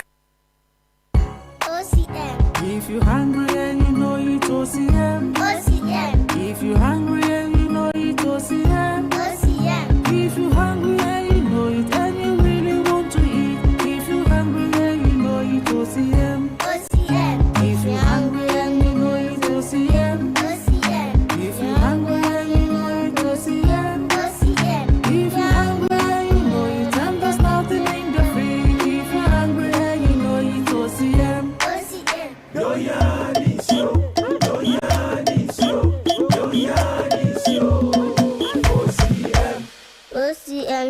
noodles. Comes in 3 varieties: wheat, oat, and rice. Hello everyone, I am Sewami here. I love OCM, be it in the morning, afternoon, or evening. Ready to eat? This advert is FDA approved. No money and payday is 3 weeks away? How do I fix this? Bank loan, account setup, long process. Nah, forget it. Let me see if Fafa can help. That was Dada Joe before he called Fafa. Yes, Fafa from Bank of Africa can sort you out fast. From engine repairs to school fees or side hustle support, Quick Fix Loan from Bank of Africa is here for you. Call 030-224-9690 or chat Fafa at boaghana.com and take advantage of the Quick Fix Loan for salaried workers, offered at an unbeatable interest rate with no cash deposit required. Promo is now extended to 31st December. T's and C's apply. Hey, Fafa, wait here. Papa. Bank of Africa, as strong as a group, as close as a partner. It's time to take the next step toward your dreams. Admissions are now open for our January 2026 intake at Lancaster University, Ghana. Experience world-class education, global opportunities, and an unforgettable experience right here in Ghana. For more information, contact us at +233 030 221 8989 or send an email to admissions@lancaster.edu.gh. Apply today and begin your journey to success with Lancaster University, Ghana. Your future starts now.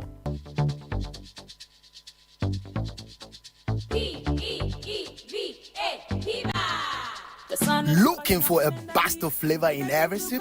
Discover the refreshing taste of Piva beverages. Enjoy the classic Piva Cola flavor, perfect fit anytime. How about a fruity adventure?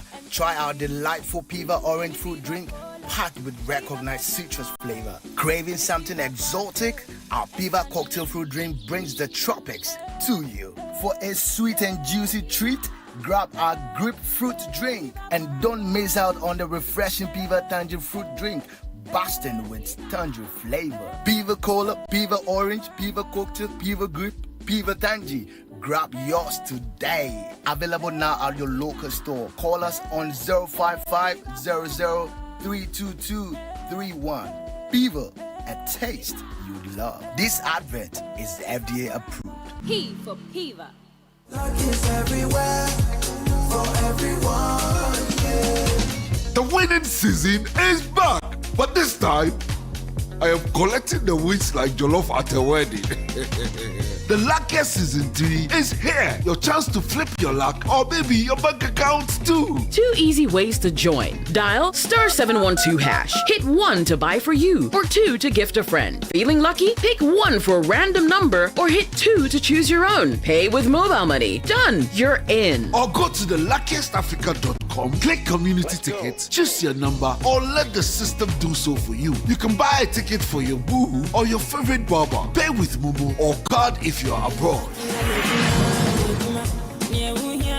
1 ticket could turn your 1 Ghana cedi into 500 times more. And the whole community could win 10 times over. Dial *712# or log on. Let's get lucky together because luck is everywhere. Play responsibly, not for persons under 18 years. This promotion is regulated by the NLA on the Caritas platform.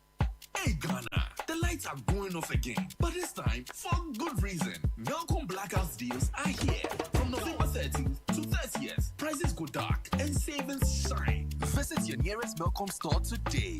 Melcom, your #1 shopping destination. Terms and conditions apply. The City Breakfast Show. Rise above the noise.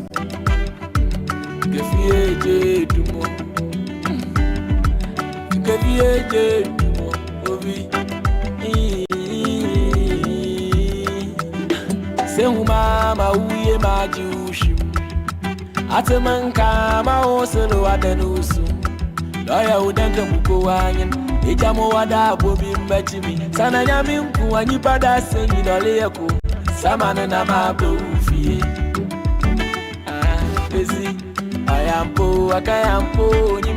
Is the organization privacy ready? Do you collect and use information of people in your line of work? I mean their name, their number, image, location, email, bank account, etc. You might be doing the wrong thing, so Whether you're a big company or a small one, you must respect people's rights to privacy. Register and be certified by the Data Protection Commission of Ghana. It is the law. You will receive the necessary training, advice, and be guided on the right systems to put in place to help protect the information you collect about people. Register your company or business, organization, or association. It's simple and online. No need to move from the comfort of your home or office. Visit dataprotection.org.gh to register or call 0256301533. Privacy is the responsibility of everyone. Remember, privacy is personal. Piva Beverages is offering you a best of flavor in every sip. Discover Piva Cola, Piva Orange, Piva Tangy, Piva Cocktail, Piva Grape, and Piva Tangy. Grab yours today, 0550032231. Piva Beverages, a taste you will love. And to you who is building big, Vaniado is ready to partner with you. From high-end apartments to office blocks, hotels, private homes, Vaniado is the trusted name for premium finishes at project-friendly prices. We supply luxury bathrooms, Cavallini kitchens and tiles, combining international quality with unbeatable value. Perfect for architects, contractors, developers, and interior designers. If you want to do bulk deals, special project pricings, tailored packages to suit every skill, is what we got for you. Talk to us. We are opposite Laboni Junction. 055-0000-031 is the number to call. Vaniado, powering bold projects. The Chancellor and the Council of Methodist University Ghana inducted Distinguished Professor of Economics as the second Vice Chancellor of the university as follows. Thursday, tomorrow, 20th November 2025, 3:30 p.m. Wesley Towers Conference Office of the Methodist Church Ghana, Accra. Did you know that every big idea starts with the right support? At ABSA, we see your story and believe in your entrepreneurial dreams. That's why ABSA Startup Solutions provide affordable financing, business advisory, digital tools to help you launch and grow. With ABSA, you get more than banking. For more information, visit the nearest ABSA branch or our website, absa.com.gh, or speak to your relationship manager today. We see your story and invite you to write it with us. ABSA, your story matters. From the 4th to the 6th of February 2026, something big is happening for women, young entrepreneurs, people who are running SMEs under the auspices of His Excellency the President and the Africa Continental Free Trade Secretariat. The Africa Prosperity Network is happening, empowering SMEs, women and youth in Africa's single market. Innovate, collaborate is our theme. Will expose you to 1.5 billion consumers across Africa. It's not just another conference, it's an avenue to continental success. AfricaProsperityNetwork.com is where to register. 0536-098-325. Call or WhatsApp in particular. WhatsApp this number and we'll do great things together. Top of the hour, Sheba Arba Benning is here with the news at 10.